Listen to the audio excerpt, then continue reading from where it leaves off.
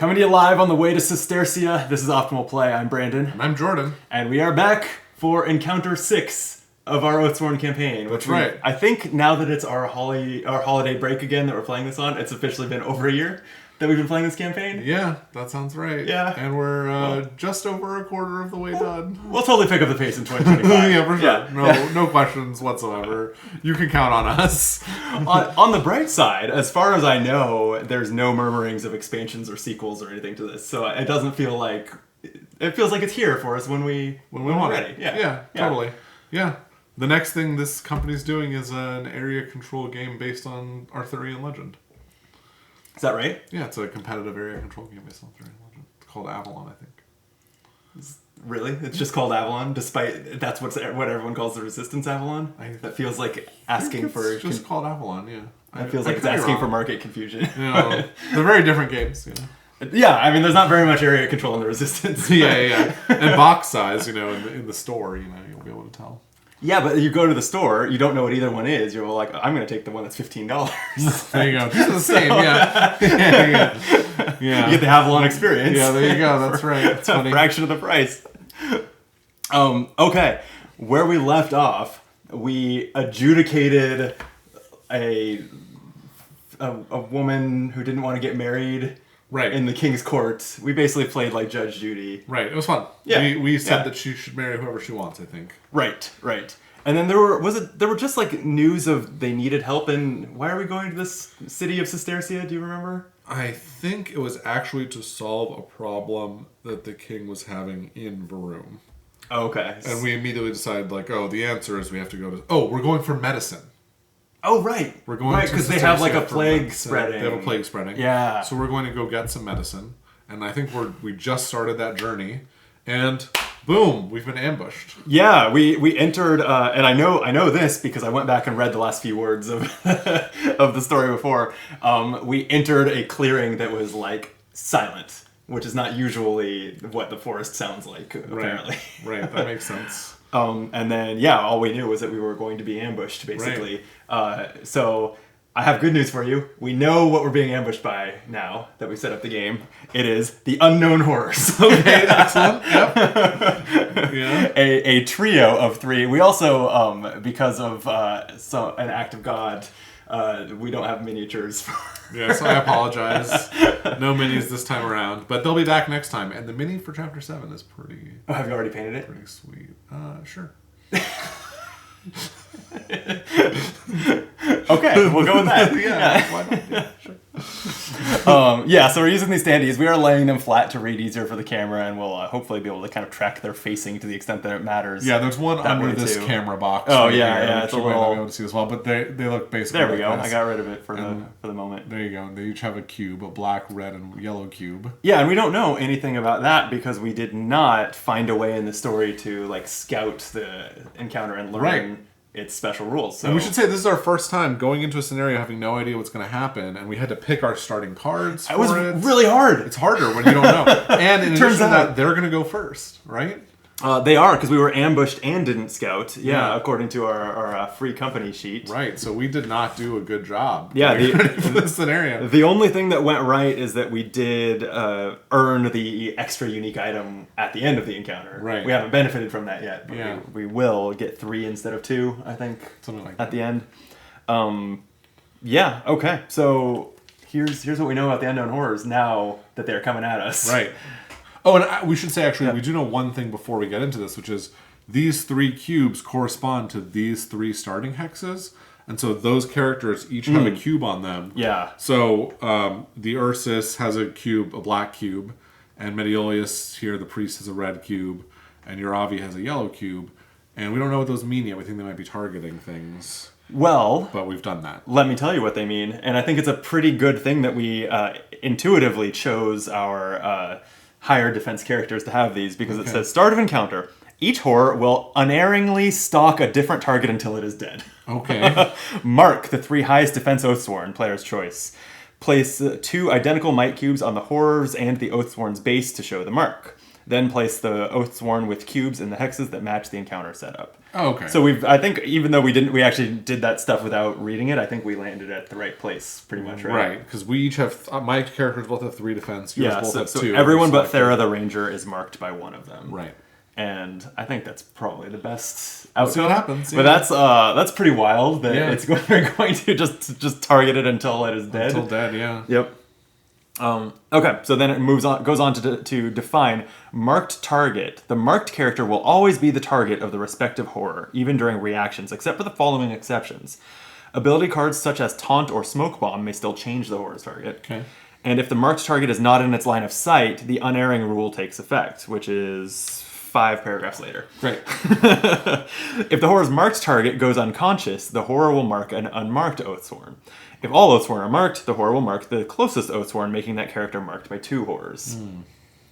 Then it goes on to define the phrase pick a random horror. Use whatever method you prefer to pick a random unknown horror as long as it makes each surviving one equally likely to be picked. We actually also, for our own reference, marked these kind of where their dice are here, where their hit points are, with a cube to help us track them. So maybe we just draw a cube out of our hand or something. Yeah.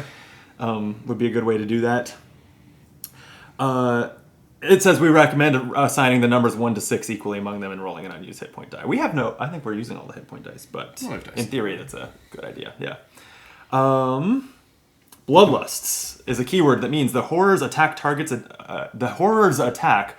all adjacent enemies. Draw once and apply to all targets.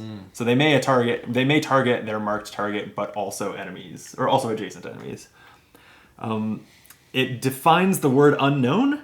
The horror's movements and attack patterns are very hard to read. All stage cards in this encounter are kept face down and not revealed until they're resolved. Oh, that's a big part of the gameplay normally, is you see what they're going to do and you play around it. Wow. Yikes. Okay. That is quite the yikes. That's very scary, yeah. This also says, unstoppable, the horrors cannot be blocked by other characters and will move over them to reach their marked target. If they finish a move inside of another character, the other character is pushed to the nearest empty hex. Well, they can just push you out of the way. Yeah. And then unerring, it says, beware, in italics it says, beware, ignore this at your peril. If a horror cannot draw a line of sight to its target, they will move 8 to the obstacle blocking line of sight. The horror then stops when adjacent and destroys the obstacle. Remove the obstacle from the game board and end that horror's activation. Oh, so if you hide out of line of sight. If you hide from them, you burn their activation, but it destroys the obstacle in the process. That's cool. Worth doing, yeah. That's cool. I like that. Yeah. Yep. And we're going to re-look up the line of sight rules because we want to be sure of them. I guess they are more important than usual here. Yes. Yeah. So that's a good idea. While you do that, we can see that the unknown horrors each have 2 dice. Their core and they're all labeled core. Okay, so they are 1 hex creatures. So when we damage them, I think we will just choose which die gets damaged because there's no positional aspect to their hit point dice. And it says here, stage 2 is triggered when 1 horror dies, and stage 3 is triggered when 2 horrors die, as you might guess. Sure. Yeah.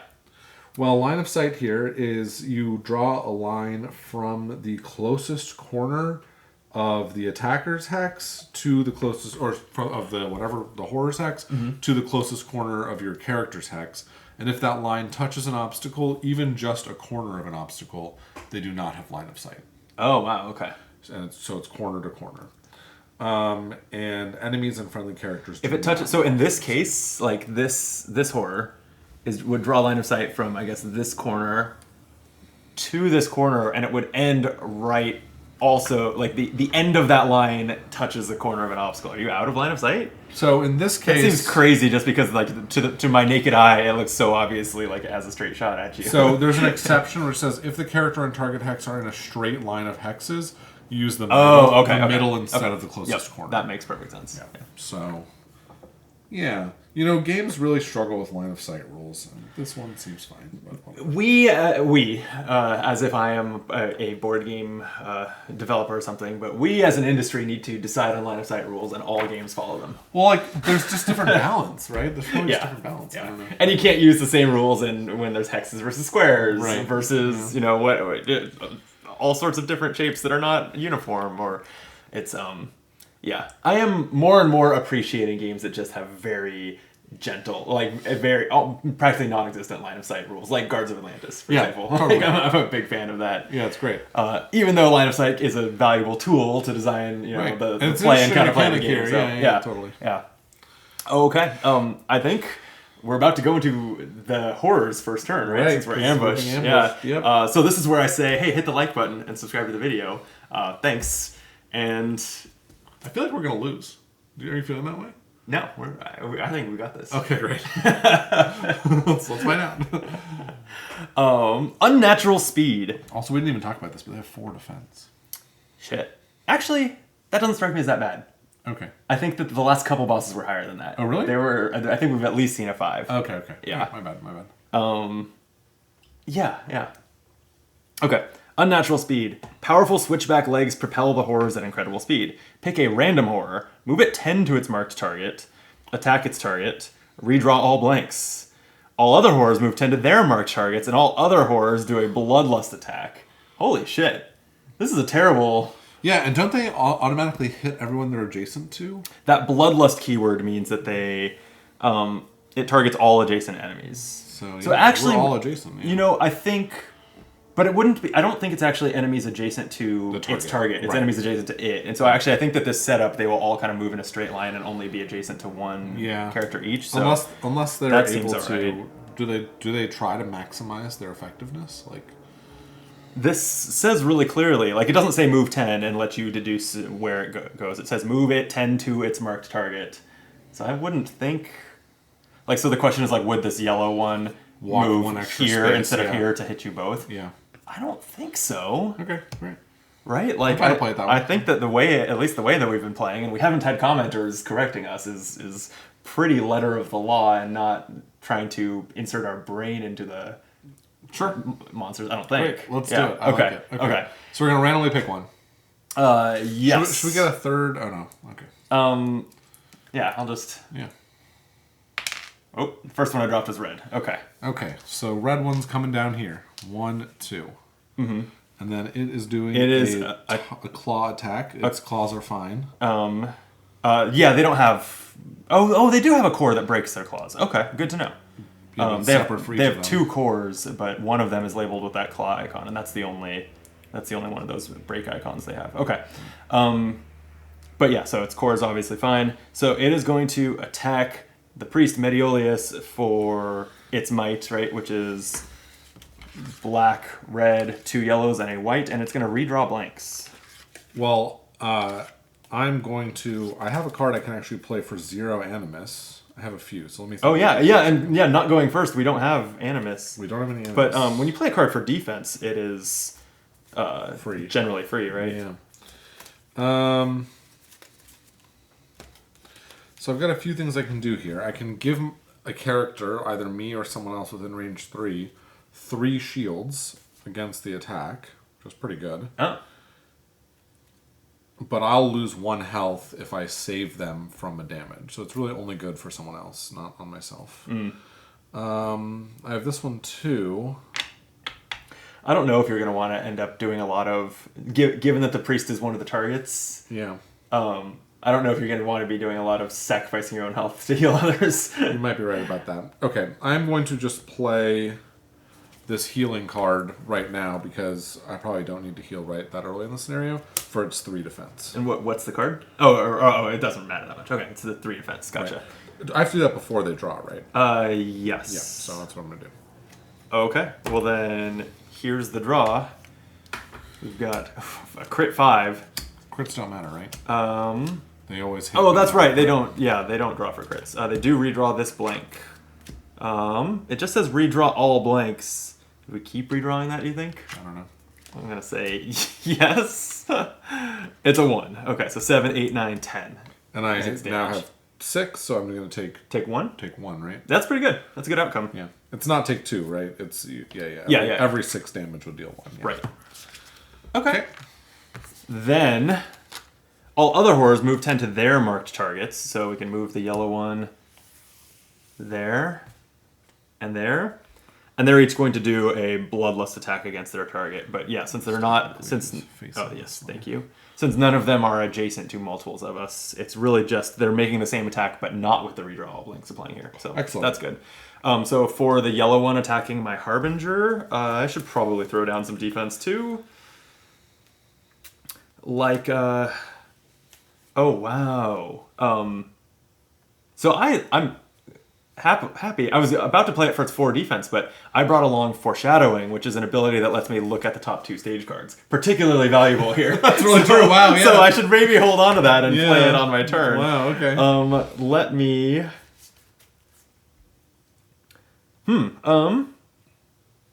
let's see. Against you or a... Okay, I think I'm gonna... This is a pretty big hit. I'm gonna play a couple things here. You know what? Fine. No. I'm gonna play that as its defense. I'll pick it back up soon because I'm gonna battle flow it with my next play. Sure. Okay, so I'm at 6 defense, but I'm also going to play Siphon Spirit. Before an enemy draws damage against you or a friendly character within range 4, guess the amount of damage the victim is about to lose. If after mitigation you're correct, one character within range 4 gains 1. So I'm going to guess that I'm going to lose 1 health here. Okay. And then I can either take that health back or send it to the priest, right, if that is a correct guess. So with that, got black, red, yellow, yellow, white. Okay. A blank, that's good. A blank, oh wow. Okay. They're not redrawing blanks on this, so that's a miss.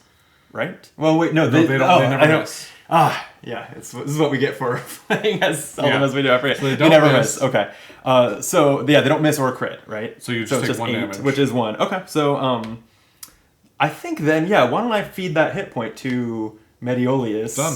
And then that lets you feel a little more flexible to spend some of your health on some of your abilities if we're doing... And then that should battle flow my Foreshadowing around to 2 already. Yeah. Okay. And then the attack on the Warbear. Right. So I'm going to take 4 extra defense, so I'm at 7. 7? Let's see what we draw here. Okay. Yeah, pretty good, right? Let's see. We've got blank, 2, blank... We're up to 4, 5. So all right, nothing. Nothing. Pretty good. All in all, to have taken a net of 1 hit point from that ambush turn, I feel fairly good about that. Yeah, that's great. Yeah. What are you thinking for overall strategy? Do we just try to focus fire and wipe them off the board, even though that advances their stages, or do we want to spread out our damage a little bit and? Yeah, I'm guessing that their stages are dramatically more powerful because it means there will be... They know that when you hit stage 2, there will only be 2 of them. That would make sense to me. So I can see us trying to whittle them. That's it. I'm trying to remember. So we played that encounter that was against like the 5 humans or humanoids. Yeah. I don't remember it feeling that crazy, right? Like...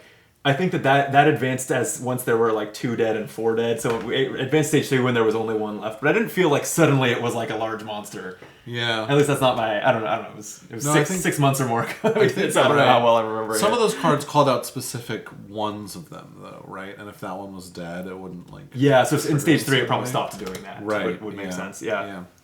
Well, I think we could go either way. Yeah, and I'm curious whether any of their abilities will call out like the red, the one with the red mark. Oh, interesting. Yeah, maybe. Or not. Well, my guess is not, but who's to say? It is our turn, so we can all charge up our Animus regen, right? I actually have some Animus now. And then, did I pack that, let's see.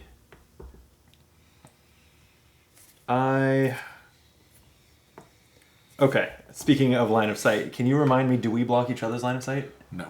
Great. We also don't block each other. We don't block their line of sight either. Okay. Oh, I see. Okay, so they can, if for some reason they were going to do a ranged attack against the ranger, they could absolutely do that from where they are. Absolutely. I see. And we don't block movement either. We can move through each other, right? Or do we block? I think we can move through each other as long as we don't end on our space, yeah.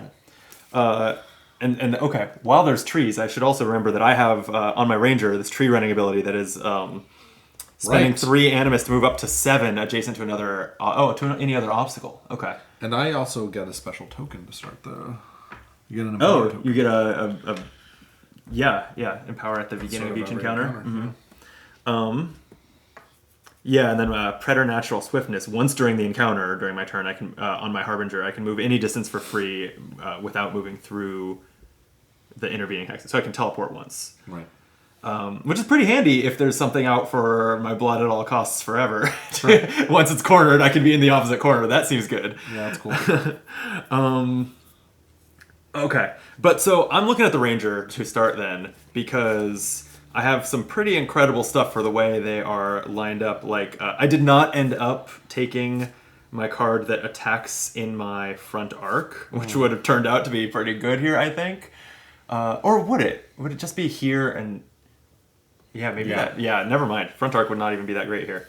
But I do have Ricochet, which is range and then can target an additional enemy within range of the first target. Nice. So I can target 2 enemies this way.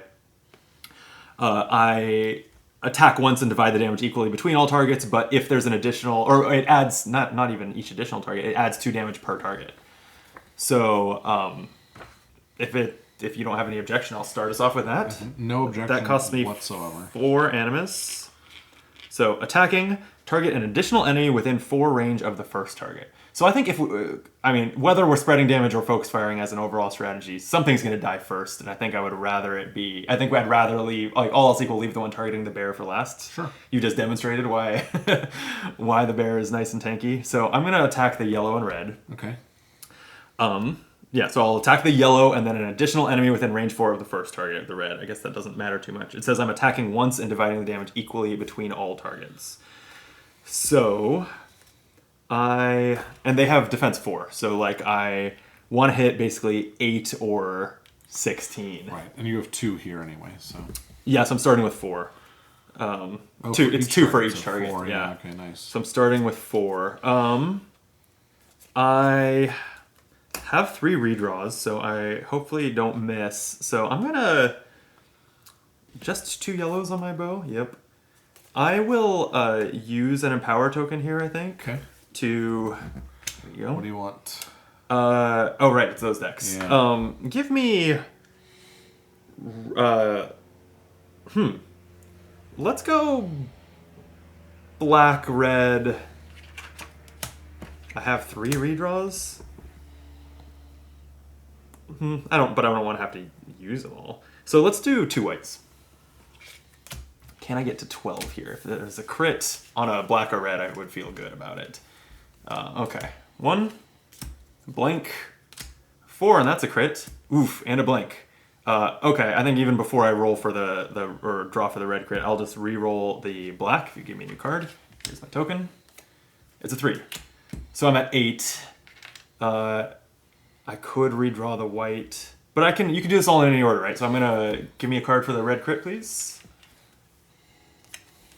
3, 6, 10, 11, and I'm adding 4, so I'm at 15. I'd really like to get that to 16. Mm-hmm. So why don't I redraw the white?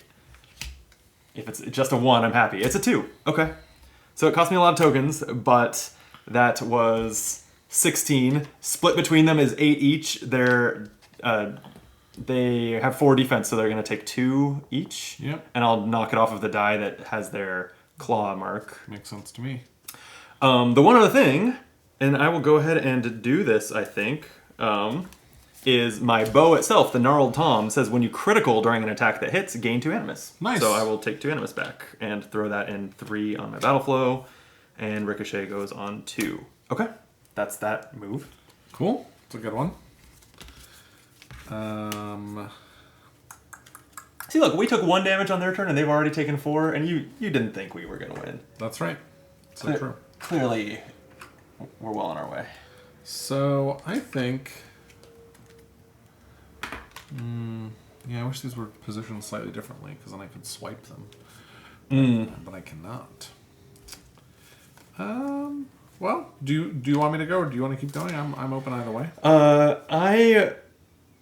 Let's see. Now that I have more animus, wow, I could walk up between them and hit them both again, which would be cool. But I could use a second to think about like what my Harbinger wants to do. What's my... Okay, well, I'll go then, because this could be kind of fun. It's kind of an expensive thing, but we're going to do it. Are you going to, actually, now that I just saw what my option is as my Harbinger, are you going to knock back any of them? I was going to. Okay, can I do this Yes, first? you All can, right. yeah. I think that this will set up a lot of good stuff. I'm going to spend 2 Animus actually on my Ranger to move her here. Okay. Hopefully don't regret that with a bloodlust attack or anything, but if you're going to push him around, then maybe... I was going to throw one of them onto the other one, but we'll see. Oh, that's fun. Yeah. Okay. I'm gonna take that risk, and hopefully not regret it.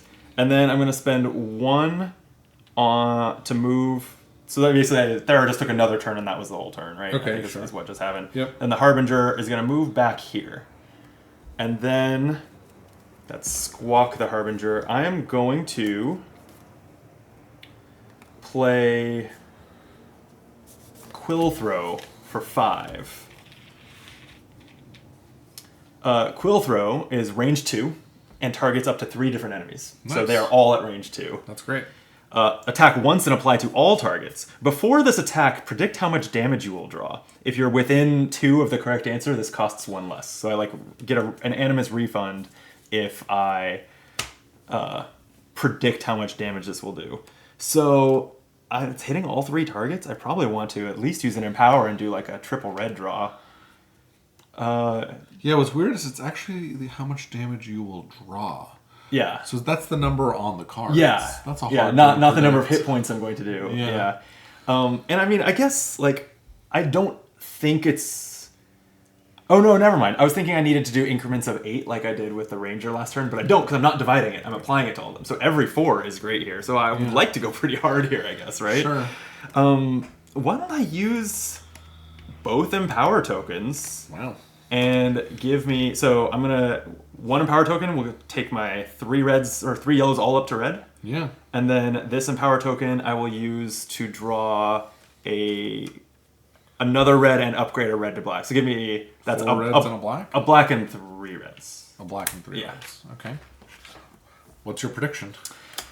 Oh man, okay. So what's the expected value? Yeah, I guess we can look at these dice because we have them here. So the red has... Reds have like 3s and 4s and obviously can crit, right? They crit on a 4, but it's 1 4 and then the rest are 2 3s and a 2. Okay. So let's say the reds average 3 and a black averages 4? well, no, the black has 2 3s, a 4, and a 5. Ooh, okay. So, yeah, it's kind of interesting. Actually, both of these dice have 2 3s on them. Yeah. And then it's like 2... Yeah. Here's the other thing. Predict how much damage you will draw. I think that my ideal outcome here is probably 12, so that I do 3 damage to all of them. I think it would be a stretch to get to 16. Yeah. So I will probably spend redraws to try to get to 12. So why don't I predict 12? Sure. Right? Because I can also manipulate this. Right, unless you overdraw. Unless I go... And yeah, if I accidentally hit 16, then damn. Damn. Damn, I did 3 more damage but did not recover 1 Animus. I'll probably live. Okay, yeah, so that's my guess is 12. You don't have to divide it among them. No, it's only range 2, so it's like difficult to have 3 targets in range 2 very but often. still, but this worked perfectly, and I don't even have to. My staff does let me expand range on a range attack, so I could do this up to 4 range and didn't even have to. Well, it is expensive. It's a 5-cost card, but Definitely, yep. Really it is my action for this whole round. Right, yeah. right. Okay, 4 with a crit. 2 is 6. 2 is 8, and a blank. Why don't I draw for the crit? Sure. Thank you. Keep them coming. Wow, I'm at 12 already. I am going to overshoot my... well, there's a blank. I guess I could stop. But I could also redraw the black and try to go for a 4th point of damage. You could. It would be pretty cool. Yeah. How would you feel about... If I'm doing 4 hit points to each, is a good idea to break 2 dice? Is that what would happen? Wow. I could. Yeah. And it would break both of their claw ones, right? So that would be valuable. But it would mean it would mean we're immediately taking 2 Could this turns from card them. really deal 12 damage to them? Target up to 3 enemies, attack once, and apply to all targets. Predict how much you draw. This is insane. It's a great That's card. a really good card, yeah. I mean, 5 is about as expensive as cards ever are. Yeah. But, That's wild. yeah, and it's a level 2 card. I I've say had go it for for a it. while. I mean, if you break 2 dice, they're not going to advance to stage 2. but they are going to draw 2 extra ones. They're not going to advance to... Oh, I see what you say. What you're saying. Because they only advance when and it's also an option to just break one of their dice and then spread the damage on the other, so that we don't have to take literally 2 turns from them. Yeah, that's up to you. All right, I'll spend a redraw. Give me a black card. Hoping for a 4 or 5. It's another blank. I don't think I'm going to spend my last redraw then. Sure. I'm already hitting for 3 each. That feels pretty good. Plus, and you're getting the refund. And I'm getting the refund, right? Yeah, so I'll take that Animus, and I will then, sure, I'll go ahead and take their claw dice down to 1, 1, and 3. That feels like a pretty effective first couple attacks. Yeah, that was very good. Yeah, very good. Okay, what are you up to? Okay, well, actually, let me look at this really quickly for a second here. Yeah. Oh, and that will battle flow, foreshadowing to here. Okay, so I'm going to start by having my priest friend, Mediolius, here, cast a blessing. So he's going to spend 2. And it says 2 friendly characters within range 4 gain a redraw, empower, or defense token. And so I'm going to give 1 to the bear and then 1 to one of your characters, your choice. Okay. And I'm going to decide to give... My bear has 3 empowers and 3... shuffles, so I'm going to get a defense token just to have it, just in case. Although it doesn't seem like it's going to be terribly important here. Right. I'll go ahead and give the ranger an empower, I think. If you... That was one of the options? Yeah. Perfect, Absolutely. thanks. Okay, then I'm going to have my bear do a toss attack, and this is going to cost 4. And I think what I'm actually going to do is I'm going to spend a battle flow token to move this to 3, yeah. And then I'll play this onto the 2, so that'll move. I kind of wished I had thought to do that on my Harbinger, but oh well. It happens. You know, I'm an Oathsworn expert, so. Okay, so this is going to cost 4, which is a good amount of Animus, though not quite 5. And it says, if the target is normal sized and loses, so it's an attack. If the target's normal sized and loses any health, throw them to a hex within range 3 of you, even if they are dead. If they land on another enemy or obstacle, they collide as if knocked back. Hell yeah. Enemies that they land on also suffer knockback 1 in any direction that's not towards you. Oh, Place the thrown cool. target as close to the target hex as possible. So basically what I'm going to do is I'm going to attack this one, throw him onto this hex, and then Ideally back. push that away, and that's another opportunity to break its die if we want Right, to. if we want to. So we're going to do an attack here. I've got 1 black die by default, and I've got several empower tokens. Can I, really quick, Yeah. just in case we do end up breaking that die, Sure. I'm going to have Thera the Ranger use 2 Animus to move here. That way she's not clumped up if there's bloodlust attacks. That's a good idea. That's my thing. Okay. And so I'm going to spend an empower token. So I've got 1 black die by default. I'll spend an empower token for a second black card.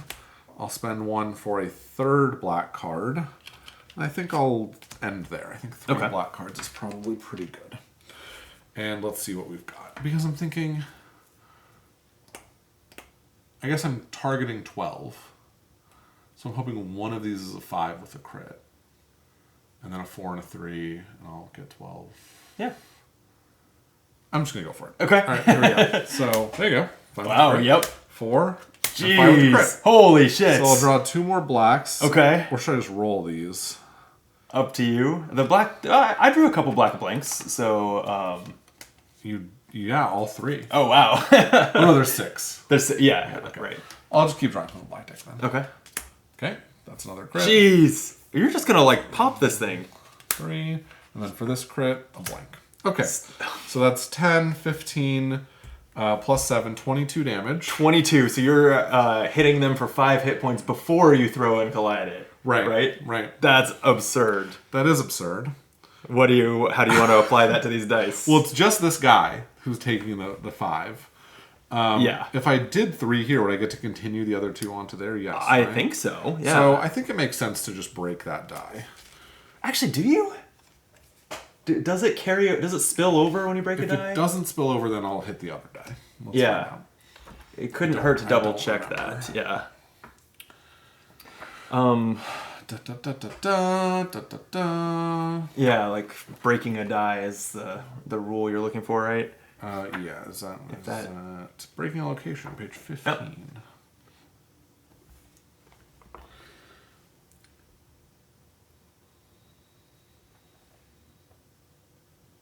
And And I mean, it says if multiple dice are broken simultaneously. if multiple dice are broken, but that could happen because you're targeting multiple dice too. Let's see. You're right. Any damage done in excess of removing the die. Oh, okay. Yeah. So I guess what I'll do is I'll just pop 5 damage on here. I like it. Yeah. And then I'm going to throw him. And we remember how throws work, but we're just going to...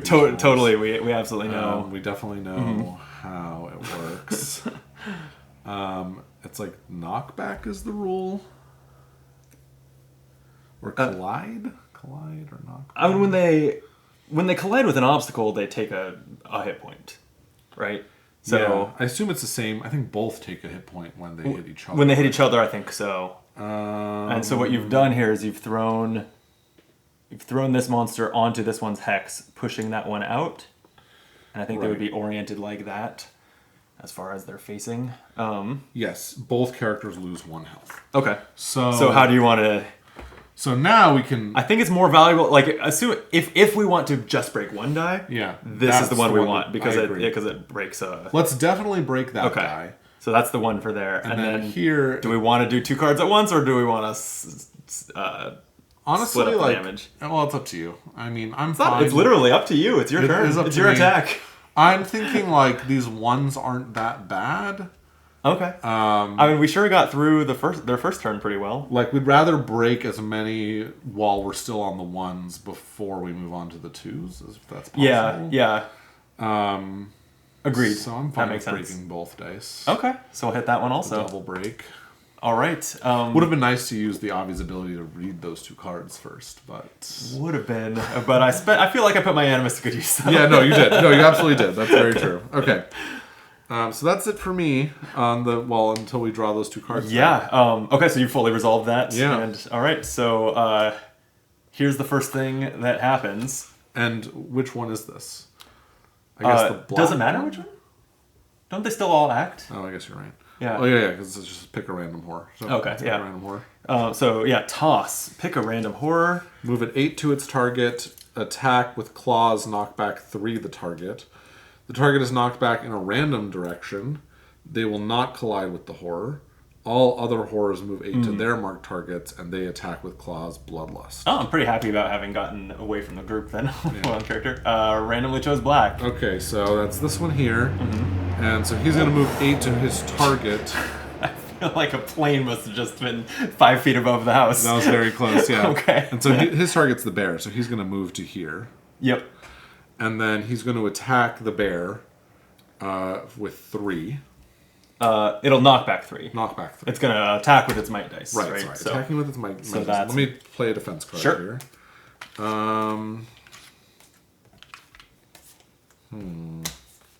And I'm glancing to make sure I don't have any reactions I want to play for... Yeah, no. Oh, I could have played this on the bear and gained 2 more yellow dice. Whoops. Oh? And I should have used this. There's a lot of things I should have I'm realizing I should use my armor, that if there's an adjacent Oathsworn gain empowered on an attack, I could have had even more black dice on... This says for every critical you draw 2 cards instead of 1. Oh, jeez. So I could have drawn... Well, I don't even think it's... No, it's just 1 time. Oh, well, I guess we've seen their card. I was like, it's not too late, because you don't have to play that before the attack is resolved, right? Yeah. But it is too late, because we're taking their turn. Yeah. It's absolutely too late. Alright, so... And does playing cards for defense battle flow? It does, right? Yes, I think so. Great. So we're going to do that. So I'm adding 3 to my defense, so I'm at 6. Nice. Okay. Here are their cards. Here we go. 3, 7, 10, 11. Only 11. Oh, wow! 6 was perfect. So 1 damage. Hell yeah. Okay. Okay, well, I'm not going to play this then. All right, great. So I'll take 1 on the bear. Okay. First blood on the bear, though. Yep. And you are knocked back in a random direction. Let's roll these dice. I've rolled northwest. Okay, well, that at least doesn't collide, so you don't take another. Right. That's there. Knock back 3. Yeah. Okay. 1, 2, 3. Interesting. And I think the idea is that these guys have like whip hands, so they're they're like whipping you around and throwing you randomly. Yeah, I guess all the flavor text here says is the creatures are huge, twisted, and pack a punch. So Yeah. it doesn't really describe what they're currently doing. Yeah. But I do like that this knockback, it says that will not collide with the horror. So if it had chosen the direction of the horror, it's like it threw you over its head or something. Oh, yeah, that Right. makes sense. I was thinking you just have to re-roll, but you're right, it would just go over. Yeah. Fine. Okay. Okay, all other horrors move 8 to their marked targets. Okay, so this one is going to move to the priest, and this one is going to move to the harbinger. Right. I think and then they're doing a bloodlust attack. Right. So for the red one, we'll resolve that first. That doesn't matter, but it does mean the yellow will hit both? because they're not knockbacking on this. Yeah. Right. Okay. Slight bummer. Yeah. Okay. So we're gonna do the red one first, or the yellow one first? It will. We'll do the red one first, I guess. I'm just going in left to right order on their sheet. Yeah. Remind me the broken location. So they're going to pull one less card. Is it their best or their worst? Their best. Their best. Sweet. So that's minus a black die. Yeah. That's a big deal. Okay. Let's go. Okay. You're not going to play. Oh no, I defense? should play defense. Yeah. Sorry. So it's just red, yellow, white. I kind of want to play this 3, but that's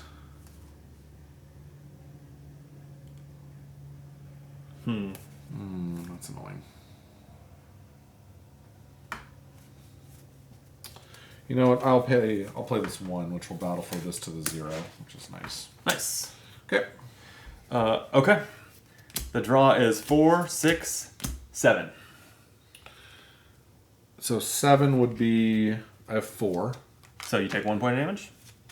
Or I you lose 1 hit could point, rather? take 1 point of damage, but instead of that, I'm going to play Fend, which says after you or an adjacent friendly character has damage drawn against them, ignore one of the might cards. So I'm going to ignore. Oh, ignore the 4? I'm going to ignore the 4. Hell and yeah. take 0, and then this will also battle flow this. That's great. There you go. Okay. And then the yellow one, frustratingly, is going to attack us both. Right. Which bloodlust. Your priest and my harbinger. Right. So it will have 5 cards also. So this is a pretty rough moment. And so before that damage is drawn, I'm going to play Prayer of Protection, which gives me 3 defense tokens. Oh. Is that what that does? Let's see. No, just 3 defense, I think. 4 that it says gain 3 defense against the damage. Yeah, I think it must be. So just 3 defense. Yeah. So I'm going to gain 3. So and that costs 0. So I'll do that, and so now I'm at 6 again. Okay. The harbinger starts at 2, and all I have is 2s in my hand. So what? Sheesh. Do you want me to give you this 3, and I can play another card for myself? I wouldn't turn it down. Because I can. I am gonna play at 2, so it's like I'll be at 4. Yeah. Why don't we put you at 7, and then we'll put me at 5. Okay. Sounds good to me. All these cards are like free to play. I don't know. Yeah. So Playing then a lot of cards, but they're all free. It's kind of interesting. backstab is battle flowing, foreshadowing down.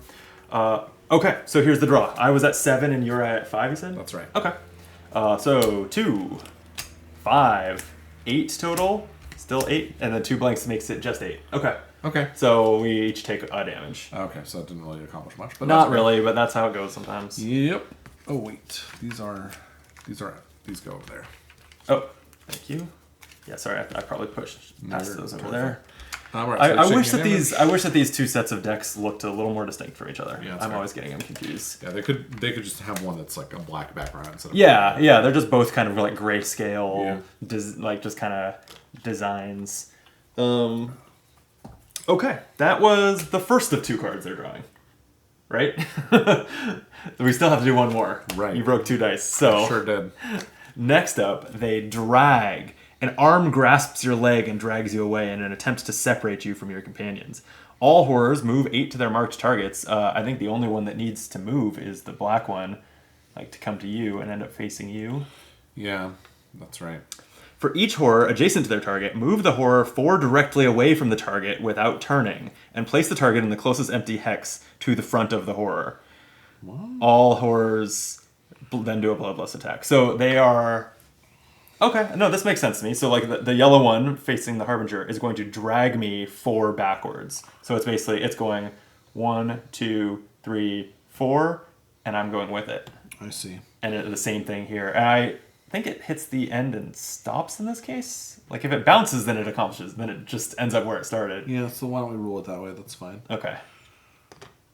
And this one is going to go 1, 2, 3, hit an obstacle, like move you to there. Sure, that's fine.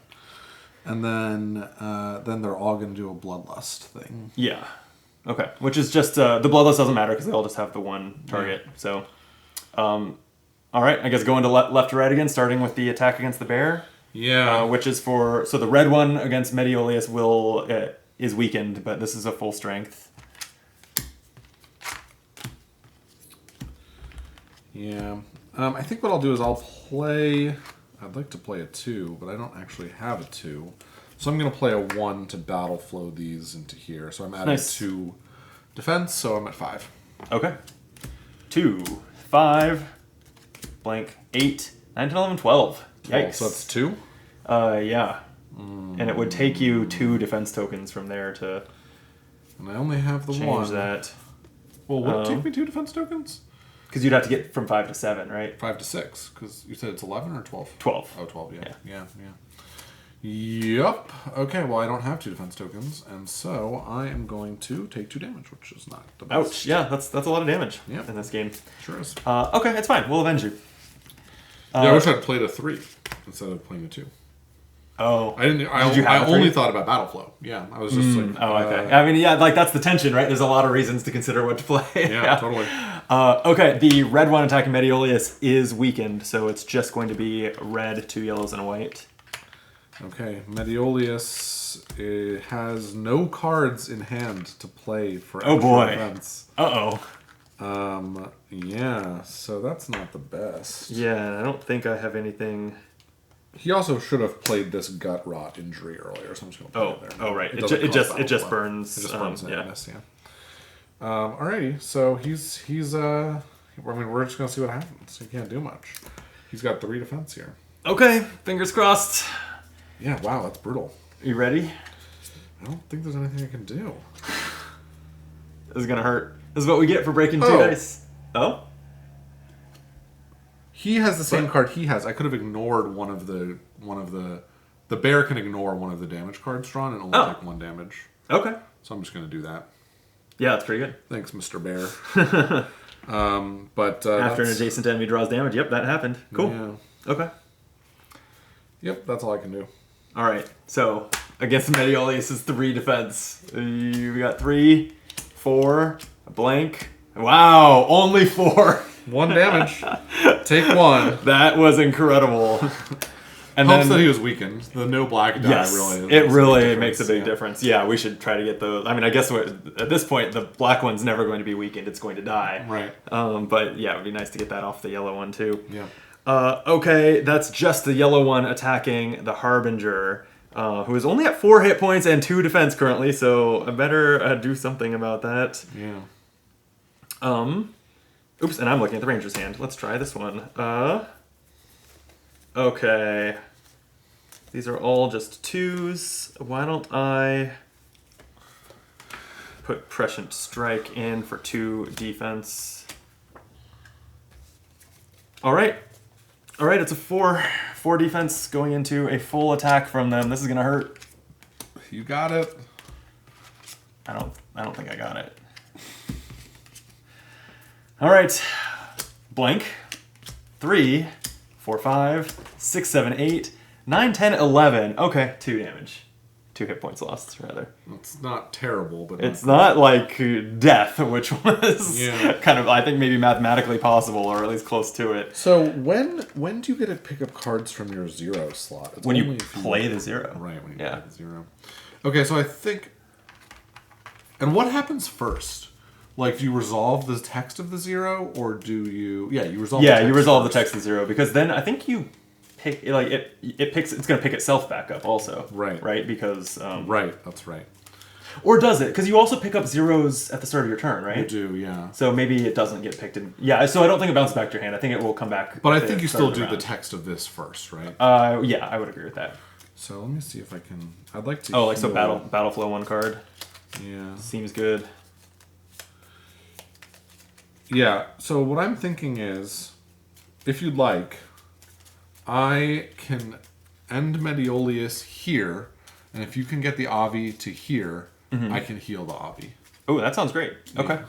I'm also looking at this. We're getting pretty close to the situation I described where I'm in one corner. At once per game, I could teleport to the other corner. Yeah, so if you wanted to teleport anywhere next to Mediolius, but that's kind of a kind of a waste of your teleport. Because I'm looking at... so I wouldn't probably want to tell... Yeah, I could... That doesn't cost me anything. Right. So I could...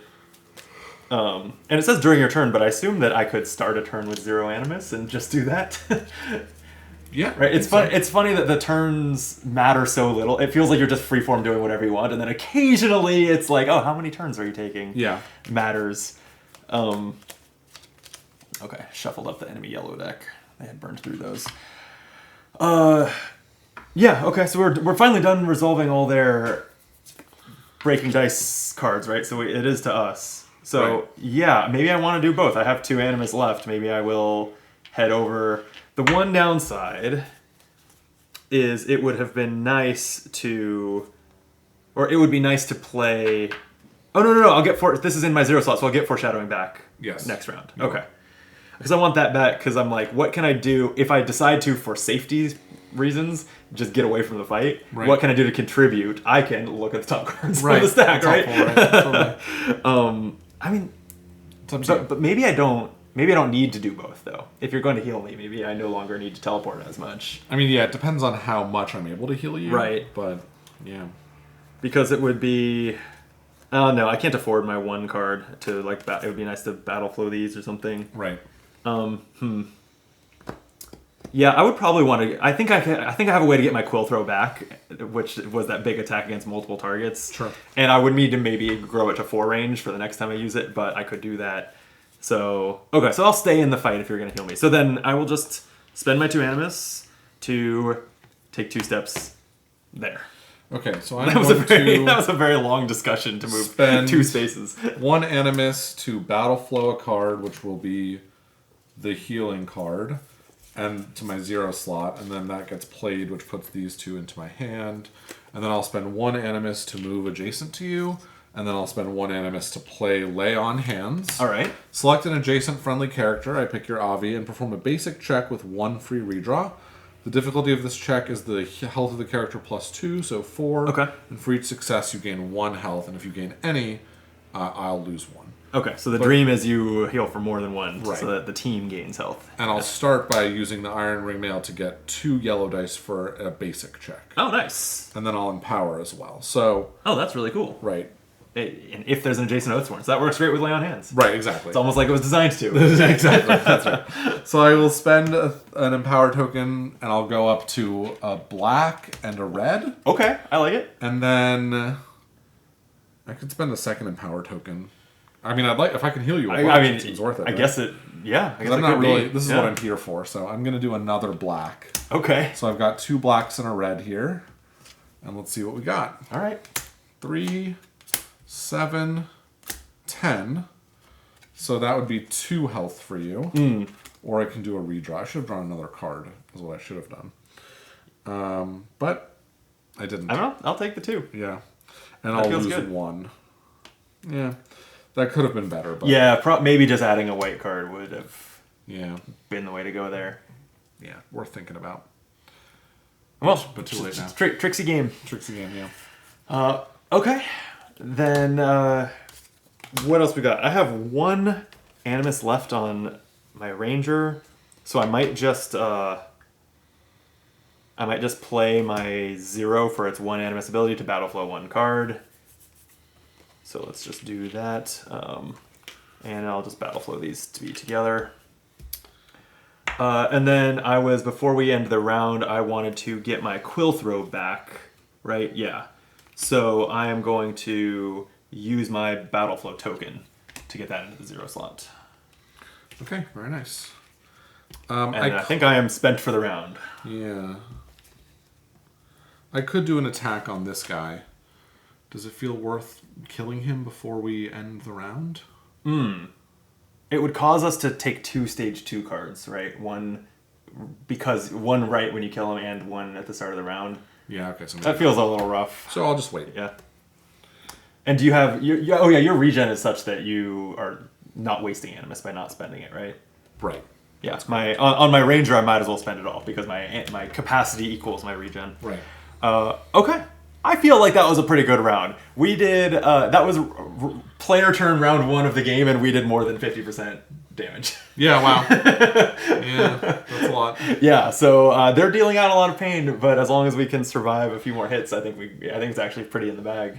Yeah, we'll see. It's kind of difficult because we played a lot of defense cards, or I did. Yeah, it's true. I have no we're picking cards some left. up. We've done a little bit of smart battle flowing, so we're picking some back up. Yeah, when do we pick up cards, by the way? I think it's at the start of the Oathsworn round. I think so. Yeah.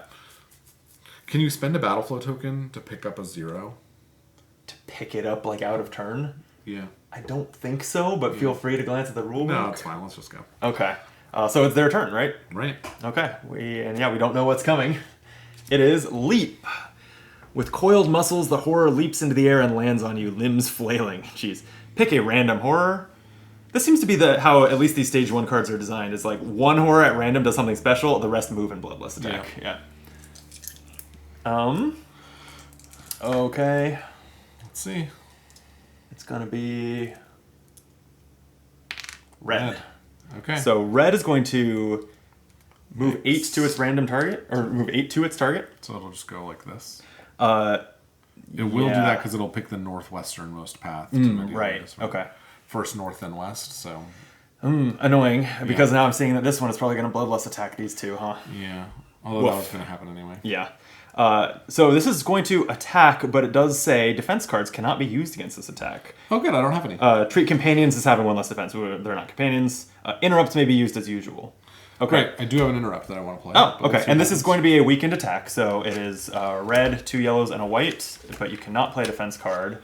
What would you like to do? So before damage is drawn, if you have less than 4 health, gain 1 defense against the damage. Oh, okay. This is my fur traveling cloak. Nice. So it's going to go into my 2 slot, which is heavily overburdened Yeah, here. wow. But I'd have 4 defense instead of 3. I love that. Okay, then you've got 2, 5, 7. Ooh, 7. So 4, 1. 4 was great. Yeah. There you go. That worked out very well. Yep. Okay. Thanks for traveling cloak. Yeah, the items can feel so minor in their impacts that it's nice to see them really hit. They've been like great. that. Yeah, I've been enjoying them. All other horrors move 8 to their marked targets and then do a bloodlust attack. So I think because of north and west, this is going to end up here, right? Yep. Which it does mean it'll hit both of my characters. Yep. But we've been always, I guess we'll stick to the order we've been resolving, and the black one attacks the Ursus. Yep. The Ursus. It is not weakened.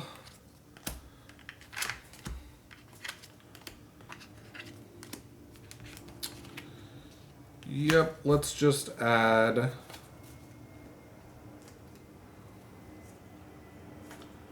Yeah, let's just add 2 extra defense. Okay. So you're at a defensive 5? Yep. Here, I've been doing too many cards. Alrighty. Let's see here. So 1, 2, 2, 2. Wow! 7. Okay, one hit point. I'll take 1 damage. Yeah. All right, and then the yellow one is hitting both of my characters for a full strength attack. Yikes. Okay, let's see. I've just got... I'll play Quickening, which is a... Whoop. 1 battleflow card, so that will battleflow this down. Silver Lining. That's 2 defense, so 4 on the Harbinger. It is... Bloodlust is 1 draw against all enemies, right? Yeah, okay. So, and on the Ranger... These are... Oh, I have a 3. Oh man, this lets me dodge attacks, but it only lets me not be the primary target. I think it doesn't get me out of this jam.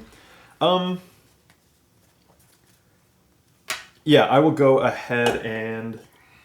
Oh, let's see. Oh, a non-adjacent enemy. Damn it. All right, this disarming shot is pretty bad. Okay. I'm going to... All right, so I'll attack with it or something with its... Anyway, Child of the Forest for 3 defense. So 5 defense here, 4 defense here. Okay. Here goes 1, Ooh, boy. Whoa! What? That's pretty sweet. If I had just let them defend naked, they would have taken no damage. Yeah, wow. Okay, well, the decks feel a little supercharged going forward, so Yeah, watch out for that. I think you're putting those on top of the deck. Thank you. So I totally am. Fiddly little tiny decks of cards. Okay, that was it. It's back to our turn, right? Sure is. So we will pick up our 0 slot cards, recover Animus. I don't think we have any other like start of round effects. Oh, sorry. I think you're right. Okay. So, actually, I do have one. Yep. If my priest only had 1 health, he would heal 1 at the start of his turn. At the start of the. Oh, I forgot that's a thing. That's any number of times. Yeah, if you as long as really you only good. have 1 health. Well, That's really good. You have to be in a really risky position to be there, but yeah. But why not? Yeah. Yeah. Okay. I probably want to do that triple attack again. If you can, yeah. I should be able to, because I can extend the range to 4. Yeah, or just move 1 with step. my staff. Oh, that too. And then you're But fine. I think I might as well actually use the extended range and save the Animus because this has been sitting in my hand. They've actually been clumped up enough that I don't feel like this is critical. In The only future. question is, before you do this, do you want to move Thera so that if there is a Oh, reaction, if I'm gonna break dice, yeah, that's a good idea. that they're not next to each other, yeah. Yeah. So, and she was so nicely alone until they dragged people around. That's why it clumped them together. Yeah, that actually worked out well for the monsters. If you'd like, actually, why don't I do this first? Because I think I'm going to do it, and it might help you. I'm going to spend 2 Animus to cast a Blessing. And so 2 friendly characters within range 4 can gain some tokens. Oh, hell yeah. I'm going to give the priest himself, because I think he can target himself, right? I think so. A defense token, and then I'll give you 1 to assign to your character. It can be defense, empower, or reroll. Why don't I take... Yeah, I only have 1 redraw, so that's tempting, but so is Empower. How do we feel the black deck is looking? Like, if I had 2 Empowers... Because I also have an item that is going to empower this attack. So if I turn these 3 yellows into 3 blacks, like, how are my odds? So is what I all wanna 3 know. crits are gone. Okay. And blanks-wise, there are 4 blanks out of the deck. So in a And deck there's only a few left. of 1, 2, 3, 4, 5. There are 6 cards. There are 2 blanks, which is right on par with normal, but there's no crits. I could refresh the decks. You could. Or I could have another character do it if I want to have a little bit of... Well, I can always teleport with the Harbinger. I don't have to save Animus for movement. Sure. Yeah, let's do that thing. So which token are you taking? Okay, so I'll take an Empower. Okay. Thank you. Yep. I am going to refresh our Might deck, so spending 2 on Talon Strike, and that's one of the outcomes. So You know what? Why don't you let me do that? Because it's going to let me pick up 2 cards as well. Oh, okay. And then Lovely. you can save your Animus. Yeah, sure. Okay. So it's refresh your Might deck, so all of these get refreshed? Yes. Okay. So I'll shuffle them while you consider your next move. Okay, so I took it back to hand, right? Yeah. I'll Quill Throw again. That costs 5 Animus. And this is the one that if I predict how much damage it does, it only costs 4 Animus. There you go. I do think that's a pretty silly mechanic because of like all the thinking and discussion that probably goes into it just to maybe have the card cost 4 instead of 5. Yeah. If it made the card free or something. But anyway. So that's range 2. So I will also use my Evergreen Staff, which says when you use an ability with a range keyword, add 2 range. So now it's attacking at range 4. And I will use my Threadbare Woolen Garment, which says if there's an adjacent Oathsworn, we are still clumped together. Which is a reminder, actually. I do think that I should at least take Thera 1 step away. That was a great point. And then I still have an adjacent Oathsworn, the Priest. So that gains Empowered 3 on an attack. So now I'm doing the Quill Throw. It's going to target all 3 enemies. I am drawing once and applying it to all targets, and I have empowered it with my Threadbare Garment, and I'll use another Empower token, so I have 6 empowers. And theoretically, that was the priest's blessing, so the priest double empowered this attack. They're working together. Yeah, that's right. It's a cool thematic moment. Right? Agreed. So, and let me throw these in their battle flow, I think, where they belong before I forget. This will end up there in a moment. That's so nice that this is a 1, too. Yeah. What a powerful card. It really is. You can see why the equipment, you have to destroy one every time. Because you can get really powerful stuff that's just so good for your character. Yeah. And you don't ever want to get rid of it. But nope, you gotta adapt. It's true. And I also just think that's super fresh and interesting. Like, yeah, totally. I've played a lot of dungeon crawlers, and I can't think of any of them where your equipment breaks. No, like it's not a common thing at all. And you normally get so much equipment, and it's like, and I have 20. Yeah, go to the shop and sell it for half its value or whatever. Right. And not a thing here. It's fun. Yeah. Okay, so I think the reason I did that shuffle was to then go up to 3 black cards. I think that's all I'm gonna do. I have a redraw if they happen to get 2 blanks. I don't really want to add more cards and risk a terrible draw after putting all this into this attack. Yeah, totally. So, I guess I would get the Empower token back, but I still would have wasted these items and things if I missed, right? Yeah. So let's just do the 3 black cards. You get an Empower token and 1 extra token. You always get True. But at the cost of having used two items and my cold throw. Yeah, so 3, 6, 10. Wish it was stronger. Yeah. But you know what? So that is applying to all of them. Oh, I forgot to guess. I guess I'll just ignore that. Sure.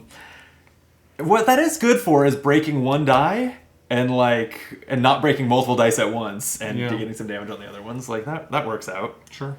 So okay, so I will break the die on the yellow, turn the red from 6 to 4, and turn the white or the black rather from 3 to 1. Yeah. Okay. Yeah, I wish I'd drawn a little better. Just 1 crit in there would have been great, but... Yeah. I mean, then you would have had to have killed this one, too, and we'd be drawing 2 2s right now, so... Good point. Yeah. Instead, we're just drawing a 1. Yeah. Okay. Well, there's my cards. This will go here to battle flow this forward, and... Now we'll see what they do. Yep. They drag again. Oh, no. An arm grasps your legs and drags you away in an attempt to separate you from your companions. All horrors move 8 to their marked targets. For each horror adjacent to their target, move the horror 4 directly away from the target without turning. And so pretty clear. This one is going to go 1, 2, 3, 4 here. I guess last time we played that it wouldn't bounce, that it would just go as far as it could. So if we continue that, then it's here. And this one won't move at all. That one won't move at all. Yeah, I guess so. Okay. And then all horrors do a bloodlust attack, which in this is just going to be a single normal attack for each. So could have been worse. Yep. All right. Full strength attack against the bear. Not full strength. Oh yeah. I mean, it's strength. Yeah. This one's not. Oh, so annoying. Yep. Okay, Mr. Bear. What are we defending with?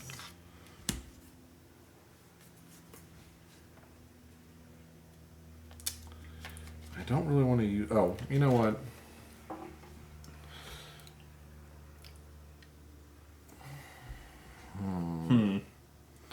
I'm torn. So this card that could give me 4 defense, its ability is all you can do during this whole phase with the bear is play this card, and afterwards you can't take any more turns. Oh, weird. But if you kill something, you get a health back.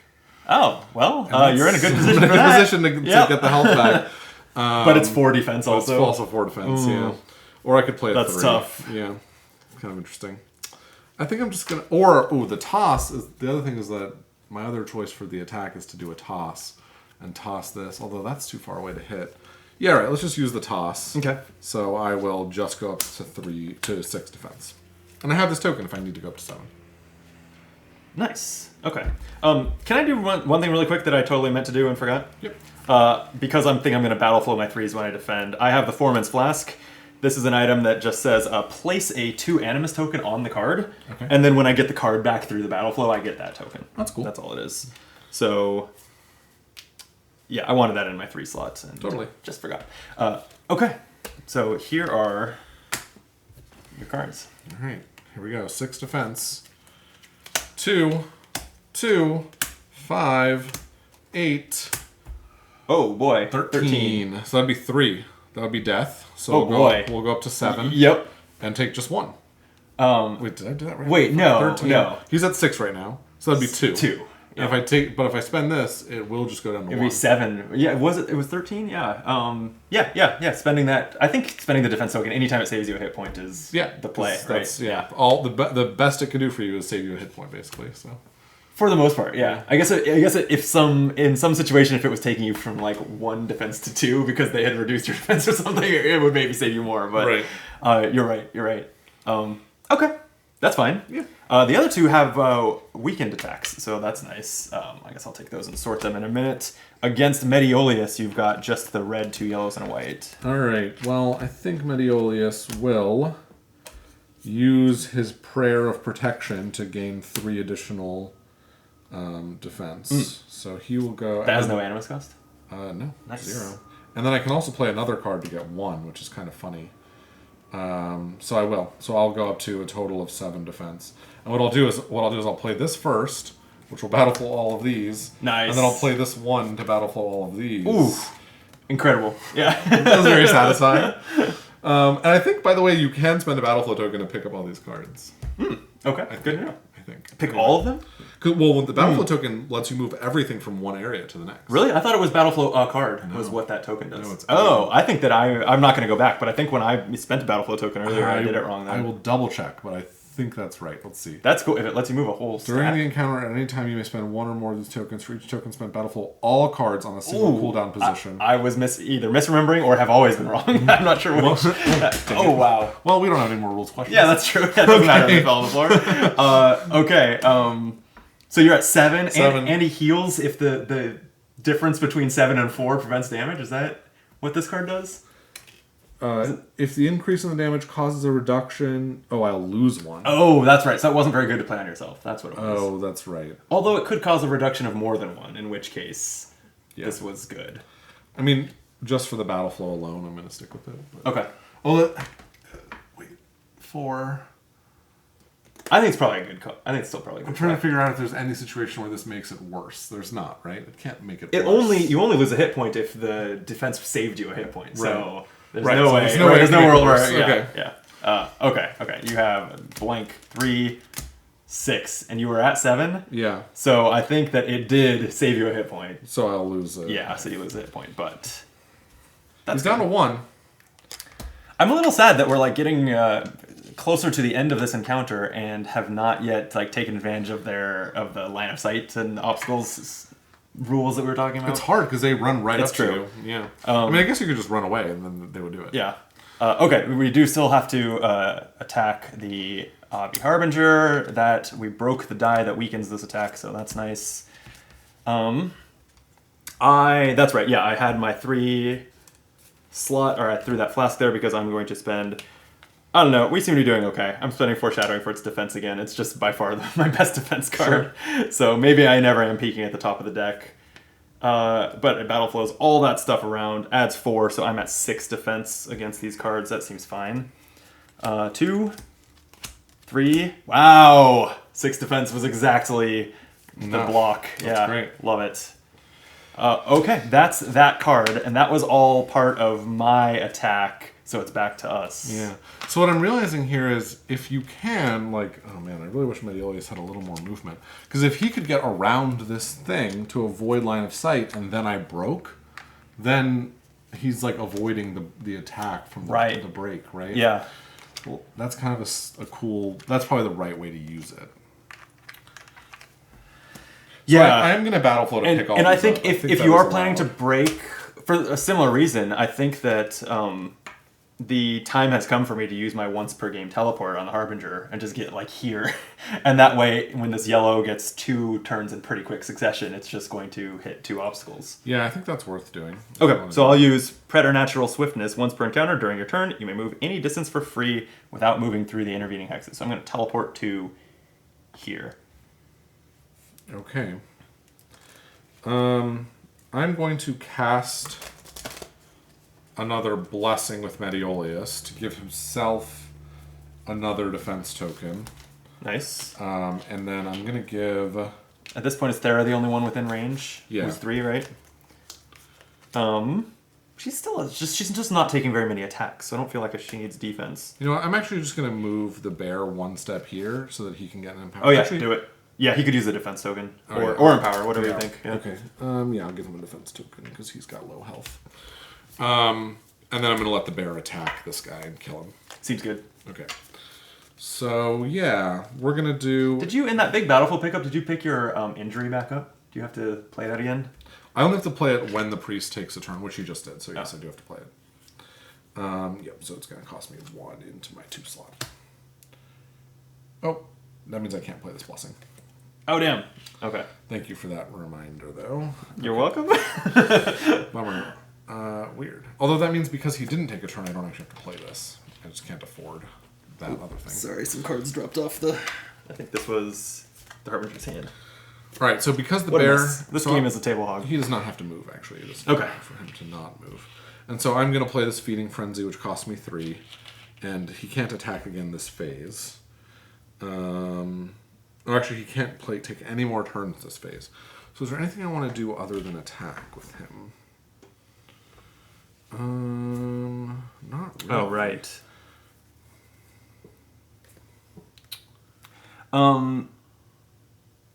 Okay, I don't... Let's see. I think I'll just battle flow 1 card because it doesn't affect anything. One thing, your position, one thing to be aware of is that if 1, 2, 3, 4, 5, 6, 7, 8, if you break the black, and the yellow does its most common thing, which seems to move 8 towards its target, it's going to be on your space and push you in a random direction, which could damage you, right?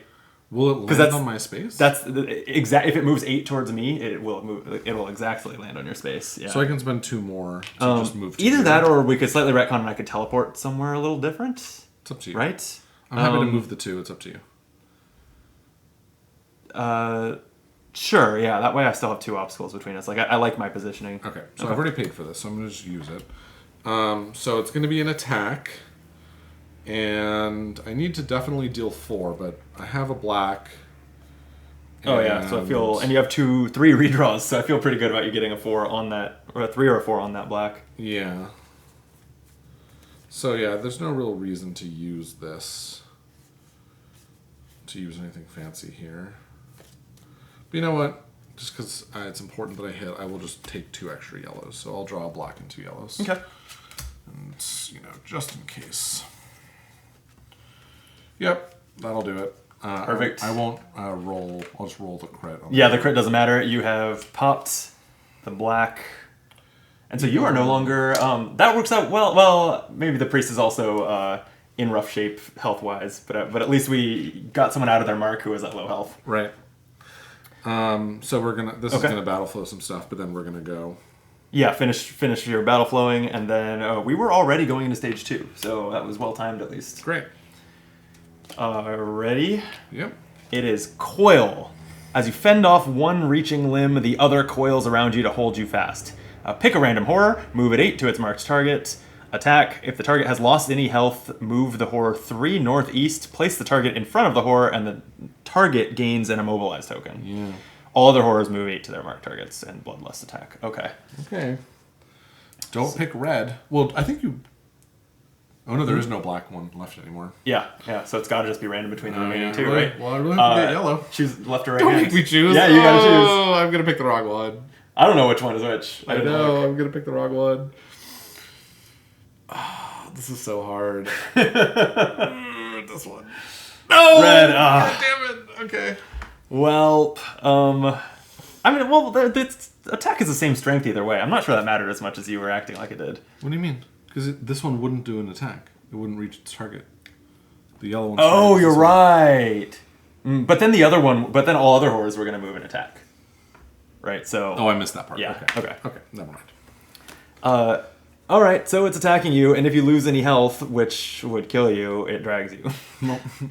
Yep. All right, so I'm going to add 2 to my defense here, which will battle flow this card. So I have 5 defense. I will be helping you some here, also. I have if one you more need thing it. to help myself as well, so let's see what happens. Okay. Yeah, this card's excellent for that in this situation. Oh, and you know what? I'm going to use my cloak as well. I'll use that first, so that it would battle. What's the cloak do again? As long as I have less than 4 health, I get 1 extra defense. So I'm okay. at 4 plus 2, so I'm at 6. Okay, great. And you still have a trick up your sleeve? Yep. I feel like you're going to get through this. We'll see. It's a weakened attack, too, so no black die. Yeah. I am definitely making you do the reveals, though. There we go. Let's see. Blank. Nice. 3, 4, 6. I'm at 6. You're at 6. So Okay. I would take a damage. I can ignore the 3, which would solve my problem, unless you want to do something That else. is also what I would do, is ignore the 3. Mine is disarming shot, and it has to be against a non-adjacent enemy within bow range, which is not easy to line up. So I feel like it's a good time for me to use this. I think that's fine. Okay. So yeah, ignore one of the enemy's might cards, your choice. I'll choose the one with a 3 on it. Excellent. Yeah. Thank you very much. Not the blank one. Metioleus lives again. And well, I guess after one more of their turns, we'll heal hit point.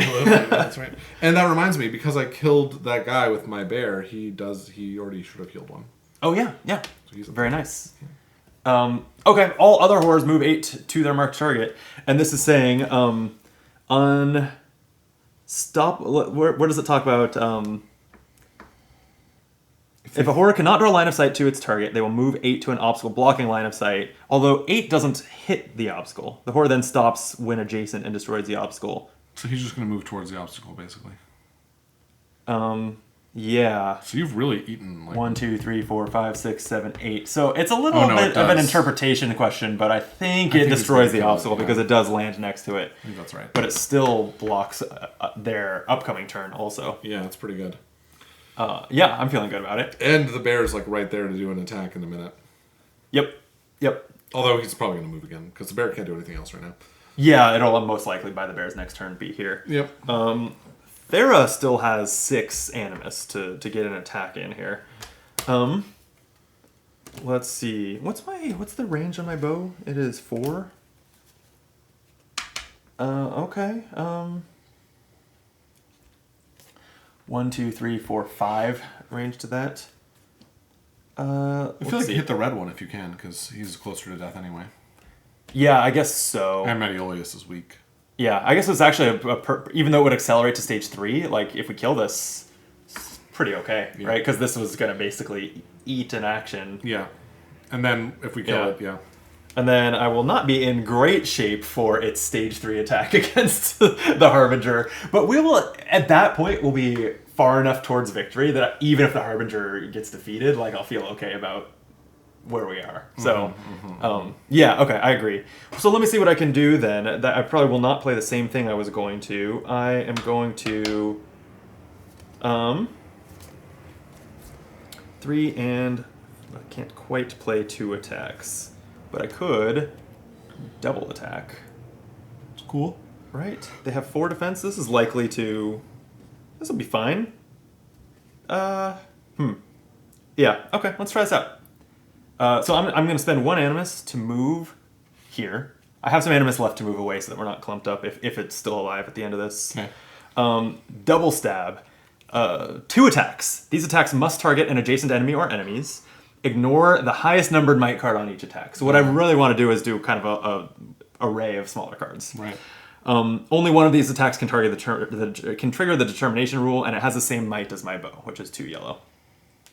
Okay, so I'm gonna attack for on this first one. Why don't I? Let's see. Do any of these? Damn. Yeah. This empowers. You know what? I take it all back. Okay. I'm just going to not move and do long shot, I think. It costs 4. It attacks at 2 range. It gets more damage the further it is, so it's not very far. But then I'm not having to deal with losing a might card. And also, then I haven't moved, so I'm eligible to play Firewater, which if I have not yet moved this turn, gain empowered on this attack. Nice. So I'll also spend this, because this might be Thera's last attack of the game. Right. So empowering times 6, and let me throw these where they go. That second one will cause battle flow. The long shot itself. This is the they're Oh, together. That's the yeah. Harbinger's card. So Yeah, there's my bad. nothing to battle flow Okay, there. cool. All Alright, so okay. what cards can I get for you? So I'm empowering for 6. I only have a redraw, so I don't really want to have too high a quantity of cards. So why don't I go let's see. 4 empowered would turn these 2 yellows into 2 blacks. Let's do 2 blacks and a red. I wish it was... That feels like so few cards, though. I don't know. I want it, like, the dream would be to hit for 16, but I would need some crits. Yeah. On the bright side, when I drew all those blacks, there were no crits, so there's still a lot of crits in the deck. All right, let's just do it. All right. We've got 2 blank and 4. Yikes.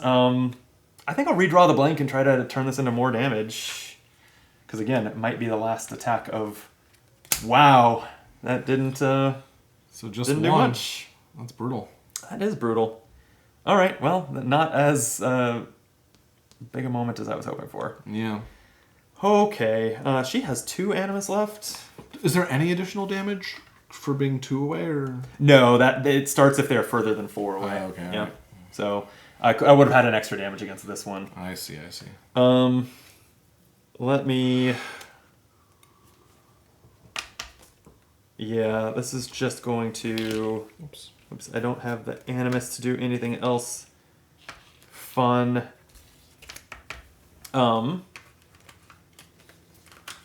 Yeah, I think I'm just going to... yeah, I don't know how useful this is. Because the scenario is over soon and you can't take it with you, I'll use this battle flow token to battle flow all these cards. Sure. Over into her 1 slot, and that way, if I end up defending with a 1, I'm going to get them all back, but I still have to make that happen. The only other thing left is, because she might as well spend all her animus, really the only thing left is to move. So I'm just going to move kind of here, where I'm adjacent to an obstacle, which matters for tree running. Okay. Okay, I'm going to do, with Mediolius, the final things I'm going to do this turn, which is I have to play Gut Rot, which costs 1. Mm-hmm. And then I'm going to play my my 0, spending the last one to battle flow a card. I'm going to battle flow this card into the 0 slot, and then these get picked up. Nice. And that's extra defense for when I get attacked in a minute here. Okay, and I think that minute has come unless you have any actions left on any of your characters. Nope, I'm all done. Okay, damn, I was really hoping we had killed that red by now, but we just ran out of stuff to do. Yep. Okay, on their turn, they are going to use Living Weapon. Rope-like arms tipped with spikes windmill toward you. Pick a random horror. It will move to its marked target, attack with charge through 5. That we might need to look that up. Mm-hmm. This attack also hits any characters in adjacent hexes to its charge through path. I'm guessing it like pushes you, which is also going to hit the bear. In that case, if we choose that horror. Charge through attacks cause the attacker to move forward in a straight line through a number of hexes equal to X. During this, they pass through other characters, stopping only at obstacles or a board edge. If the attacker is a single hex character, they will stop at any obstacles and will be pushed into the closest empty hex if they finish the move on the same hex as another character. Okay. If the attacker is a large character, they'll move through obstacles, blah, blah, blah. After the move, all characters that were in the attacker's path are attacked. Okay. Attack once and apply to all targets. So it is going to... Well, okay, let's choose a random horror, because that one might not do this. Right. The dream would be for the yellow one to do this and just waste it against the stump. Right, So that is the dream. All right, so you got to pick again. No, I don't like it. Oh, no, it feels so much worse than random. And I don't know which one is which. Red, damn it! Okay. Man, if I thought about that a little more, I might have gone the other way. I mean, that is a true statement. If you thought you might have. Not that you would have deduced anything. No, not at all. No. Okay, so it is going to charge through Mediolius. It's going to land here and then land in a adjacent or a random adjacent hex. Oh man. Or was it north and west?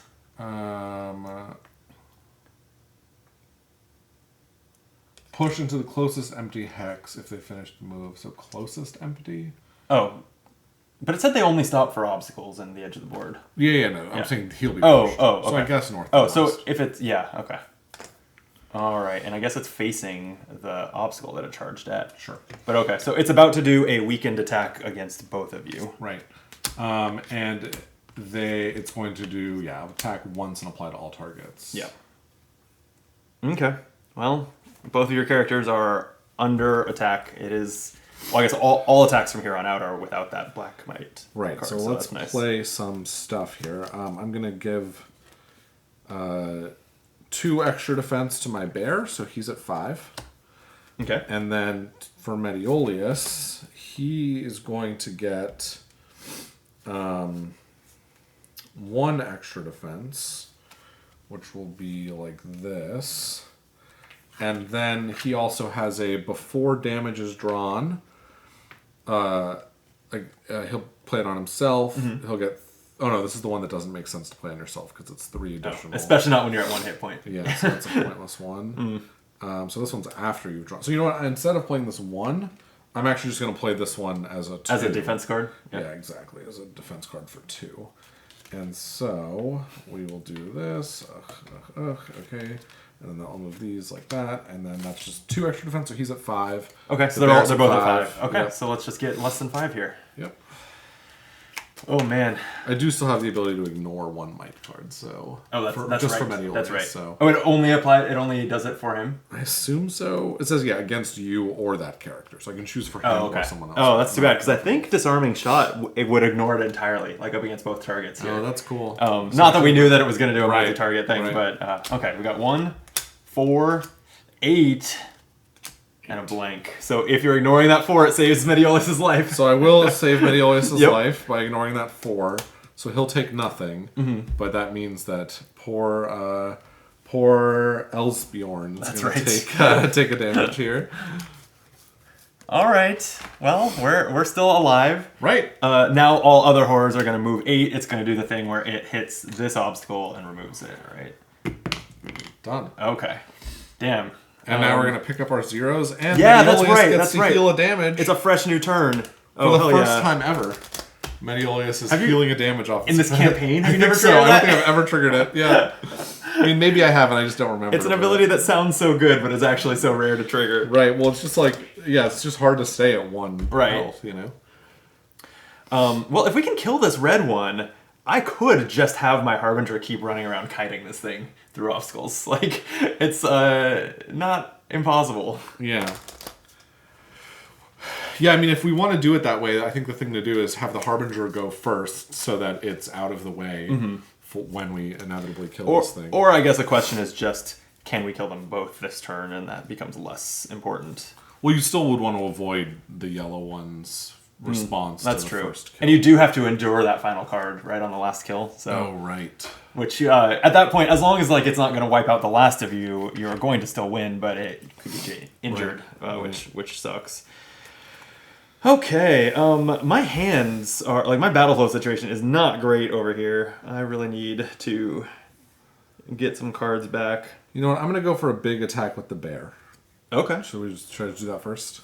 Sorry. Let me. I need to get my animus. We'll clear this out of the way, and yes, I think so. I think I'm not terribly opposed to. Actually, yeah. Honestly, getting attacked right now. As long as I don't... I shouldn't die. I probably won't die. Right. Then getting to defend with a 1 and battle flow these into my 0 slot sounds great, actually. Okay. So sure, if you can kill the red and get squawk attacked, I'm fine with it. So I'll spend 4 to do a batter attack. That's going to move this to my 0 here. And I've got 1 black die. And when I attack, if there are no adjacent Oathsworn, I get 2 yellow dice. Ooh, nice. And...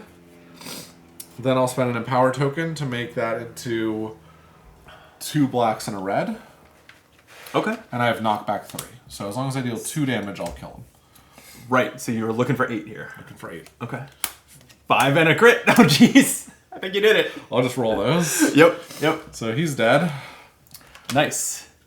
To be honest, now that we've seen 2 crits go by, I would draw the cards for those. Burn through the deck. Oh, yeah? That's a good call. Now we just saw 2 crits. Oh, so that's the remaining crit. And a blank. And a blank. Okay. All right. Yeah, you took out the red horror. He's gone. And now this black horror is going to... or the yellow horror is going to react. Yes, and it's going to be stage 3. Right. Okay. What have you wrought upon us? Impale. E. Let's start by picking a random horror. I... choose a hand. Nothing! Oh, amazing! Okay. Alright, move 8 to its marked target. Okay, it gets to me. Attack with claws.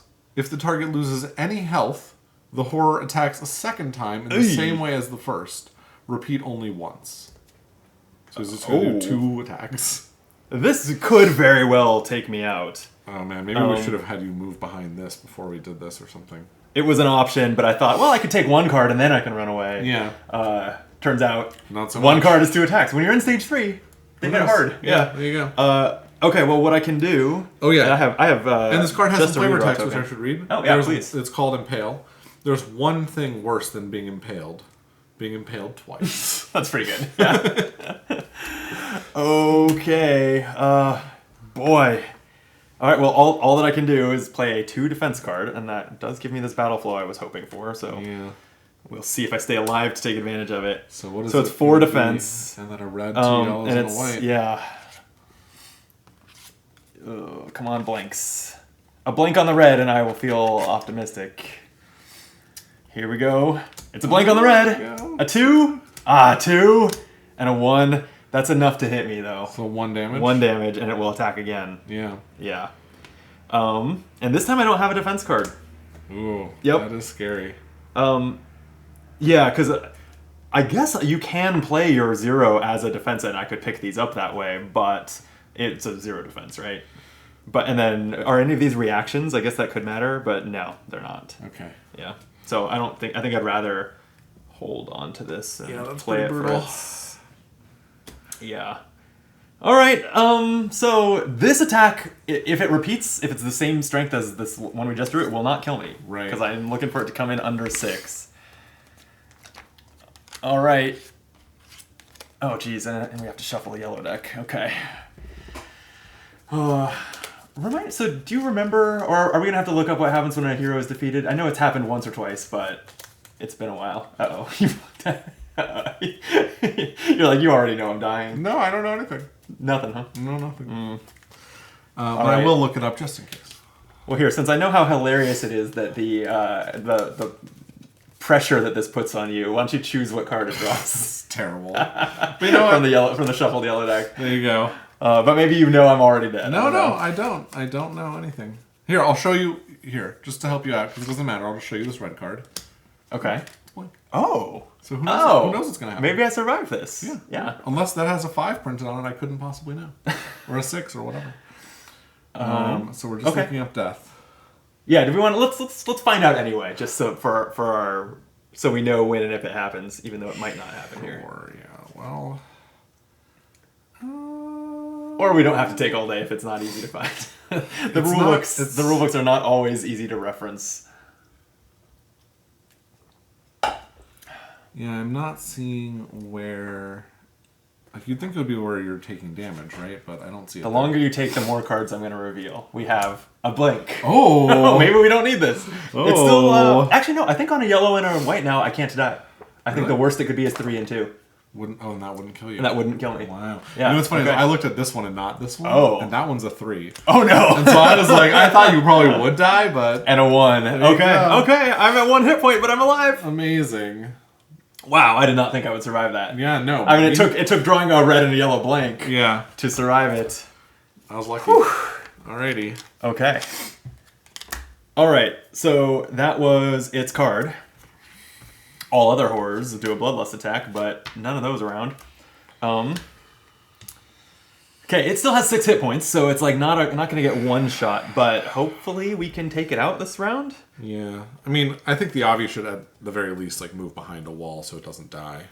Agreed. And that would cost 1, 2, 3, 4. Yeah, so I could. Yeah, 4 would put you out of line of sight right now. Oh wait, I'm looking at Thera. Yeah, so why don't I have 9 animus, so why don't I just do an attack? It's obviously not going to break the die. Totally. And then run away, and Yeah. that'll be the Harbinger's act. Okay. That'll make sense. This is just Talon Strike. It's my 0, so I'm just spending 3 animus for an attack, and I can pick up these. Okay, it's 3 yellows. I have a redraw token.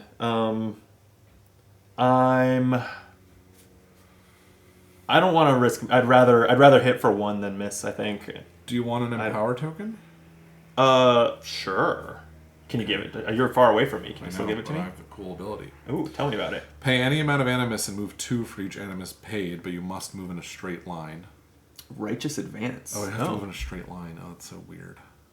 Never mind. Well, I guess I can move 2 to here, and then I can spend 1, 2, 3 to get to here. So that's 5. Well, this isn't a straight line. From there to here? No, from I you know. to it. No, I'm saying first I'll move 2, I see. and then I can move to here. Is it for 5? But wouldn't it be better for you to maybe use that to get there and have, or use that to get closer and then have animus left to attack? Like all that to empower my attack doesn't seem like it's actually that big a deal. Okay. Give me. I don't think I'm gonna get an attack, and actually I think I'm too far away. But we'll see what happens. I guess I'll get a little risky. I don't want to. Actually, no, because I'm not going to be able to attack. That's the thing, right? Because I can't get in range and attack, so I might as well give you the empower token. Can you not get in range and attack, even with that movement card? No, because I'll only have... Even if I do what I just Because you could use it to get... I don't know, you could move... one... I don't know, if the bear moved first, you could use it... You could move 2 and then get 2... I don't know. I can get to here, but I'll have 1 animus left, and 1 animus is not enough to attack with, but it is enough left to give you... Oh, it's not enough to give you the empower token. Take it all back. All right. Do your thing. I'm going to get a little chancy here and draw 4 cards. All right. We've got a blank. Great. A 1, a 3, and a 1. 5. Okay, I don't think it's worth redrawing or to try to get to 8 here, so that's just going to be a hit point off of it. And then you're moving away? And then I am moving away. Yeah, if you could sort those cards. Sure. Right, none of these are anything that I would want to move to... Yeah. Okay, so I am just going to go 1, 2, 3. You're saying from here I would be out of line of sight? Yeah. I just have to move 4, and that's probably that. Well, I mean, or I could just keep. No, I guess I only have to spend 4 to be like maximizing my recharge if we have another round. Because I was looking at could I just move closer to this one, assuming it's if I had to move further, like I would run for. Oh, that's not a space. Yeah. So from here, I would have to spend a whole turn getting back here if that was what I wanted to do. Yeah. But for now, that leaves me with 2 animus that I can carry over into the next round if there's a next round. So, all right, that's it. Okay. Yeah, my bear is really not in a good position because he's got only 3 animus. So I'm going to spend all of it on Feral Roar here. Up to 2 friendly characters within 3 may either move 2 or gain an empower token. Ooh. And what I'm actually going to do is I'm going to give him 2 animus, and I'm going to spend first and move him down 1, so it'll end with 1 animus, and then I'll have Mediolius move 2 to here. And then there I can either have an empower or... I'll take the empower, because I can tree run to get up to the boss here, or to the monster. Okay. Is that are you pretty much spent your animus? Oh no, you haven't used Mediolius, but it's just... to do, yeah. I wish that I could, like, pull it towards us or something. That'd be nice. It would. Okay. I have so much in the 1 slot. Alright, so I would like to double stab, I guess. Yeah, I'm actually not totally sure we are going to kill it this round. It's so far away from us, we seem to be having to travel a lot. Okay, I am going to tree run. So that's their special ability. Okay. If you're adjacent to an obstacle, you may spend 3 animus to move up to 7 to another hex adjacent to an obstacle. So 3, I'm going to move 1, 2, 3, 4, 5, 6, 7. I want to be here. Nice.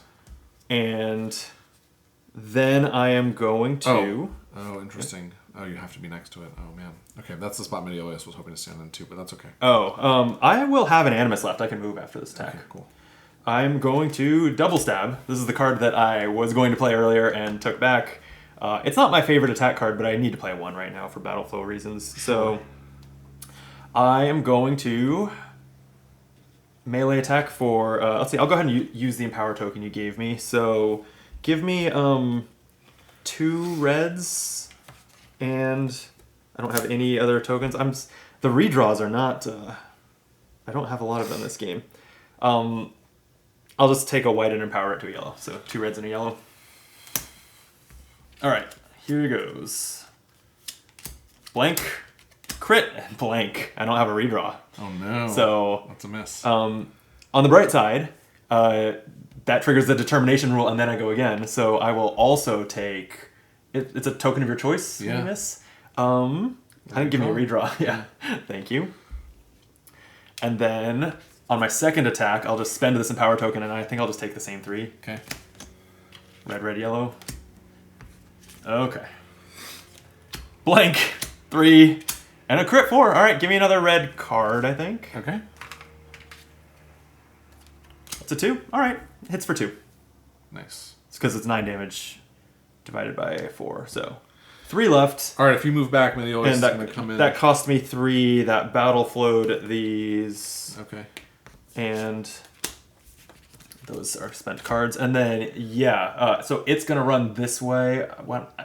Man, I'm kind of in the perfect spot to be just within range of it after it runs. But so I think I spend 1 to move this way. Okay. Because it's going to end up there. So I will play Righteous Advance, and I'll move 1, 2, 3 times, so I'll spend 3 animus for that. Nice. And then I will do an attack. This is going to go in my 1 spot. Are you going to hit for 12? If Maybe. so, I'm gonna try we're out of our misery. So I'm going to spend 2 for this attack on Blessing. Actually, it's going to cost all 3 because it's +1 for a normal attack. But that'll flow that. And then I'm going to play this Ringmail, which says during an attack, if there's an adjacent Oathsworn, gain 2 yellow dice. Oh, that worked out great. So I have a black and 2 yellow. And I don't have any Empower tokens or anything, which is a bummer. So let's find out what happens. Just draw a Black and crit. 2 yellow. Just draw a black crit and we're in business. That's the goal. Yeah, let's see here. Black and 2 yellow, so we'll do the yellows first. 1. I burned a lot of yellow blanks, I think. So, there we go.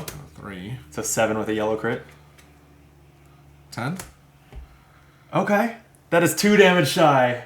There's nothing we can do about that, right? No, I don't think so. All right, that puts it at 1 hit point. That is a bummer. Yep. All right. Well, we So went be it. for it. Yep. Actually, wait. I could redraw this black Oh. and hope for a black crit. I have 2 redraws. What's the let's look at a black die really quick. Cuz it would have 2 misses. It just has a 4 and a 5. So you have and the crits are gone. How many 4s are available? Just 1. Just 1. I don't think it's worth it. And yeah, even the 1 wouldn't make a difference. Oh right. Yeah, okay. I could redraw this 1. Looking for a 3 or a crit? Yeah. Because there's 3s and crit 3s. Yeah. Oh, that's interesting. Yeah. There's only... A red die has... a yellow die? Or, sorry, a yellow die has a crit 3 and a 3. And there's only 2 of them that are put away. Yeah, I mean, what else are you saving that redraw token for? Let's do it. I'm all for it. Yeah, just save the day. Done. Done! Yes! Well done. Yeah, we did it. We do have to resolve its last attack, but unless this card does something completely out of the blue, it should just run into the obstacle, right? Will it not attack Meteolius because he's the one who broke the die? Is that a thing? I believe that's a thing, but the rules here say that they will always be the target with 2 exceptions, and that is not one of the exceptions. Great. So Here we go. So it's a stage 3 toss. So pick a random horror, move it 8 to its marked target, do an attack with knockback 3. So we've basically seen this card in an earlier stage, and it's just going to hit the obstacle, right? Because it doesn't have line of sight, so all it does is... So it lands there, busts the obstacle, and then falls down dead. Amazing. All right, well done. High five again. High five again. Woo! I was very wrong about us losing the scenario. It felt pretty manageable. I really enjoyed it because was fun, yeah. Especially because the way it's a weird mechanic in a 4. It's always a 4-player game, right? You're like, we're playing a 4-player game essentially, right. to target 3 of the 4 heroes, right? Yeah. It was very weird because, but it led to, like, if we were able to kind of just stand closer to them to manipulate who they were attacking, we'd probably all have 3-ish health. But instead we had 2 or 3 characters at really low health. It got close. The priest was down to 1 at one point. Yeah. The harbinger was at 1 and was 1 damage away from taking it. Yeah. It was tense. It was dramatic. Yeah. Yeah, that's true. Yeah, dramatic's a good way to put it. It was really good. I really liked this one. Yeah, it was really fun. Let me. And honestly, the battle flow system. I know it's always fun, but this time it felt particularly rich. I don't know why. I think There's a lot going on it there. took me a few. Whether it was because of the complexity of the scenarios and my card options ramping up, or just my skill at the game. But I remember around the 4th scenario that I was like, "Oh, I'm starting to really enjoy this battle flow system." Yeah, it's a good system. Yeah. Okay, the epilogue is pretty brief here. The blood you wipe from your blades is dark and syrupy. It has the sickly sweet smell of rotten meat. Twisted corpses of unholy bodies still twitch as the blood bubbles from them. You have spent more time in the Deepwood than most dare dream. So what are these things that you have never heard of? Perhaps one of the Order of Dragons in Cistercia will have some record of them.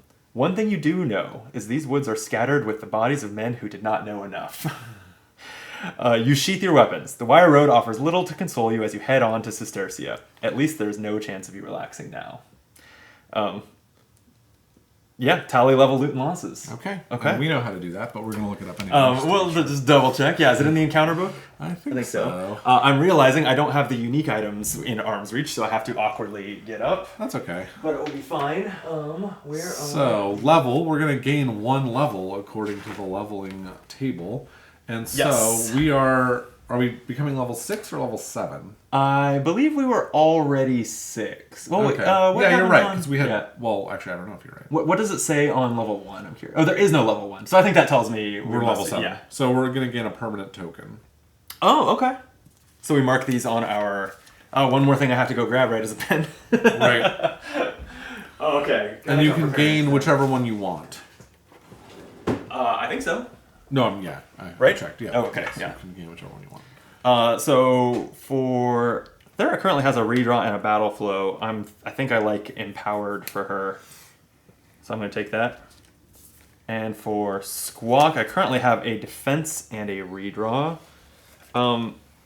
Squawk was Animus hungry. I'm considering the +2 Animus. I think the +2 Animus is not granted as much by the story as redraws and battle flow and stuff. So I'm going to take the +2 Animus on Squawk. Yeah. I had to. The thing is, I have a +2 Animus on each of them, and Mediolius never even used his. Oh, funny. So I'm wondering if it's worth taking another one of those, even though that does seem like the best thing to me. But I think what I'm actually going to take is... I'm going to take a defense token on each of them. Because it felt this time like they could have used a little extra defense. Sure. All right. Nice. Okay. I think I'll take the pen back. Oh, other than we will mark that we completed the encounter. Right.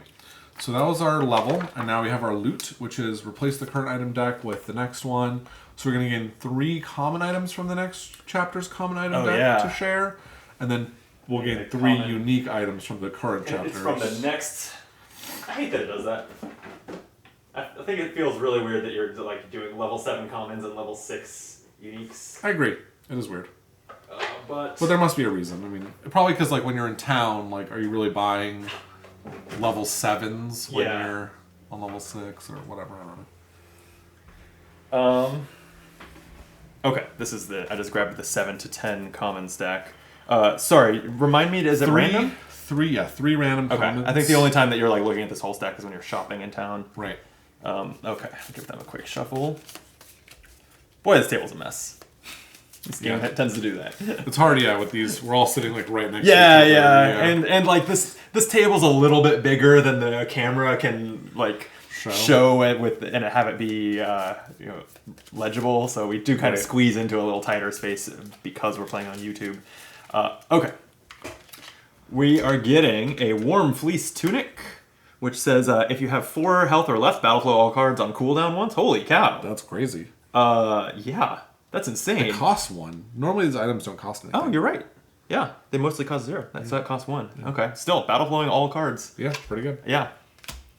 Conquest Sword. A red die. It's a one-handed weapon.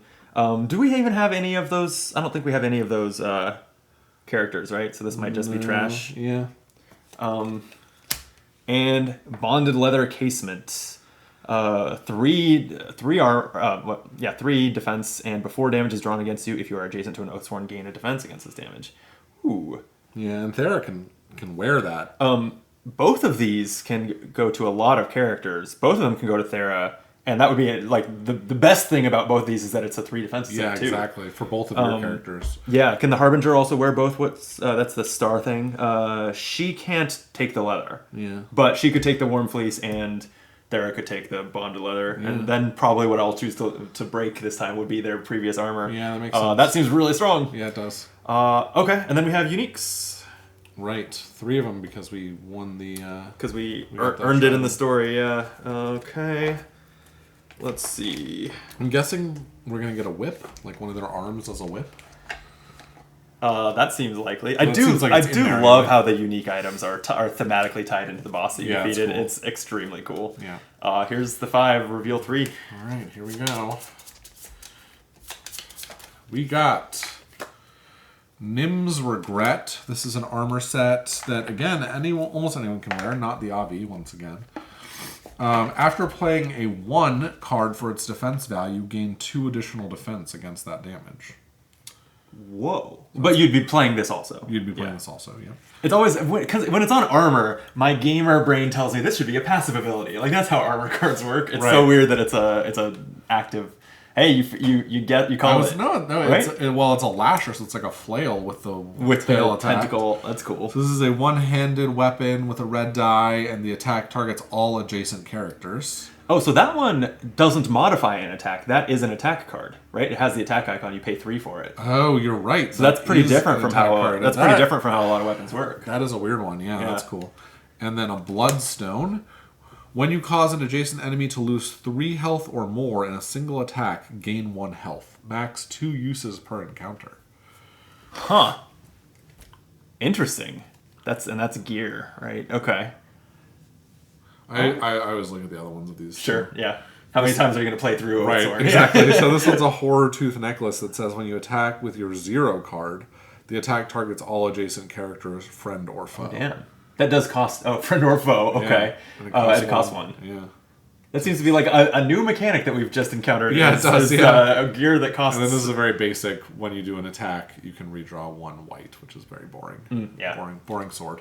Although, cool name, the Dolorous Blade. Well, and the fact that most of the items that we've seen go in our 3 battle flow slot, so a lot of the time it's hard to use it more than once per fight. This going in the 1 slot means you could use it a lot at least. Yeah, that's true. All right, so we don't have those. Okay. Well, so we get all this. We can distribute it. Yeah. So it looks like there's 3 new armor sets because we got these 2 plus Nim's Regret. Nim's Regret has the same character icons as this one.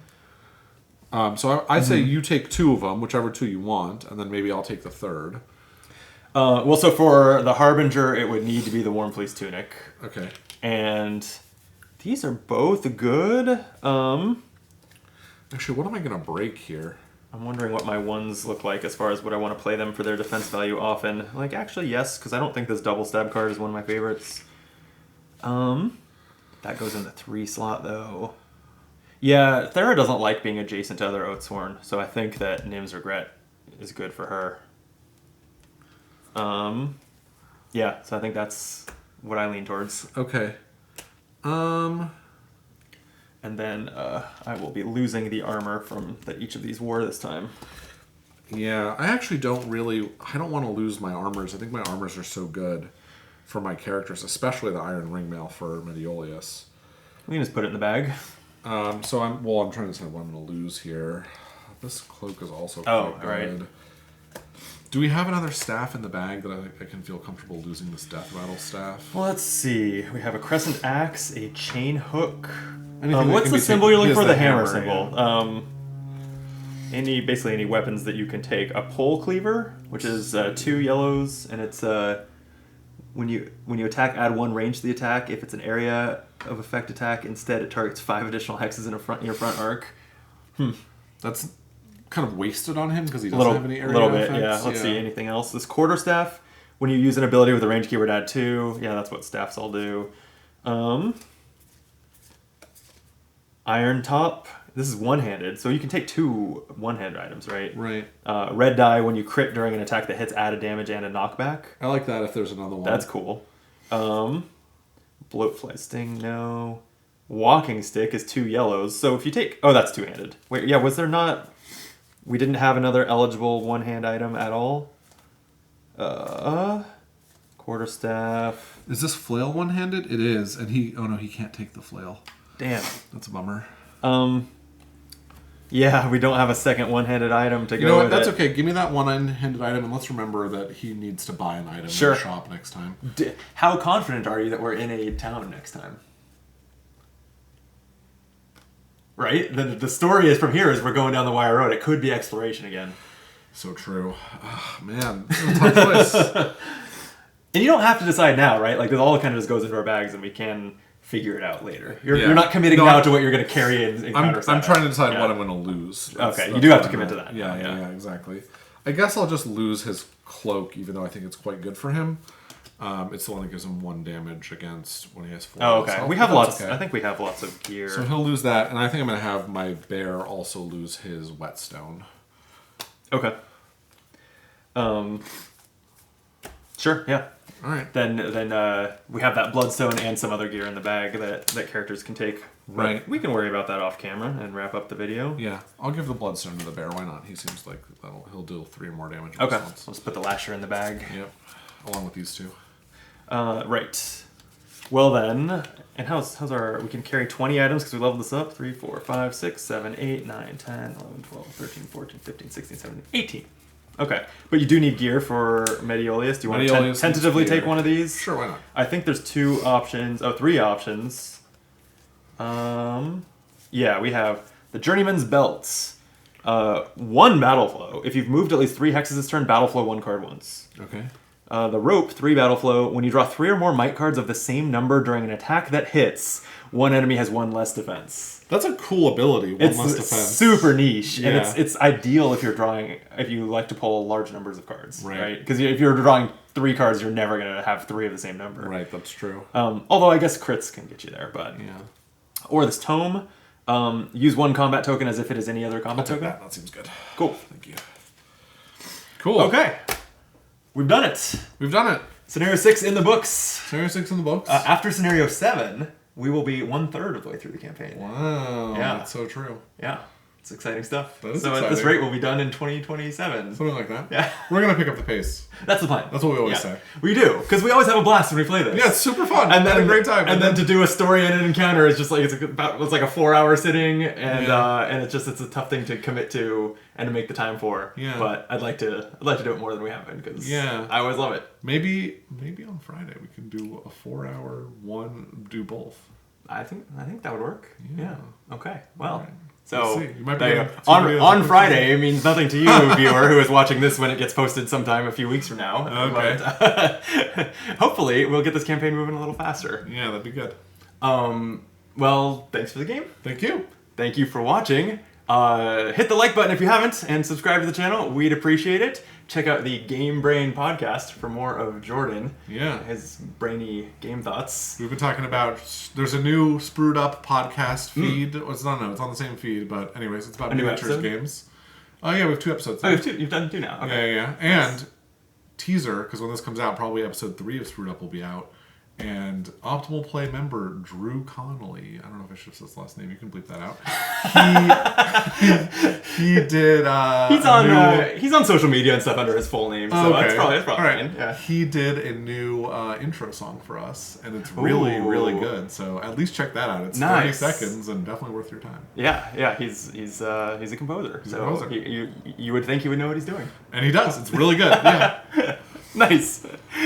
All right. Happy New Year, I think. This is probably going up in January, and we've got all sorts of new stuff and hopefully new cameras. Yeah, this year, that's exciting. Look forward to that. Until next time, be optimal.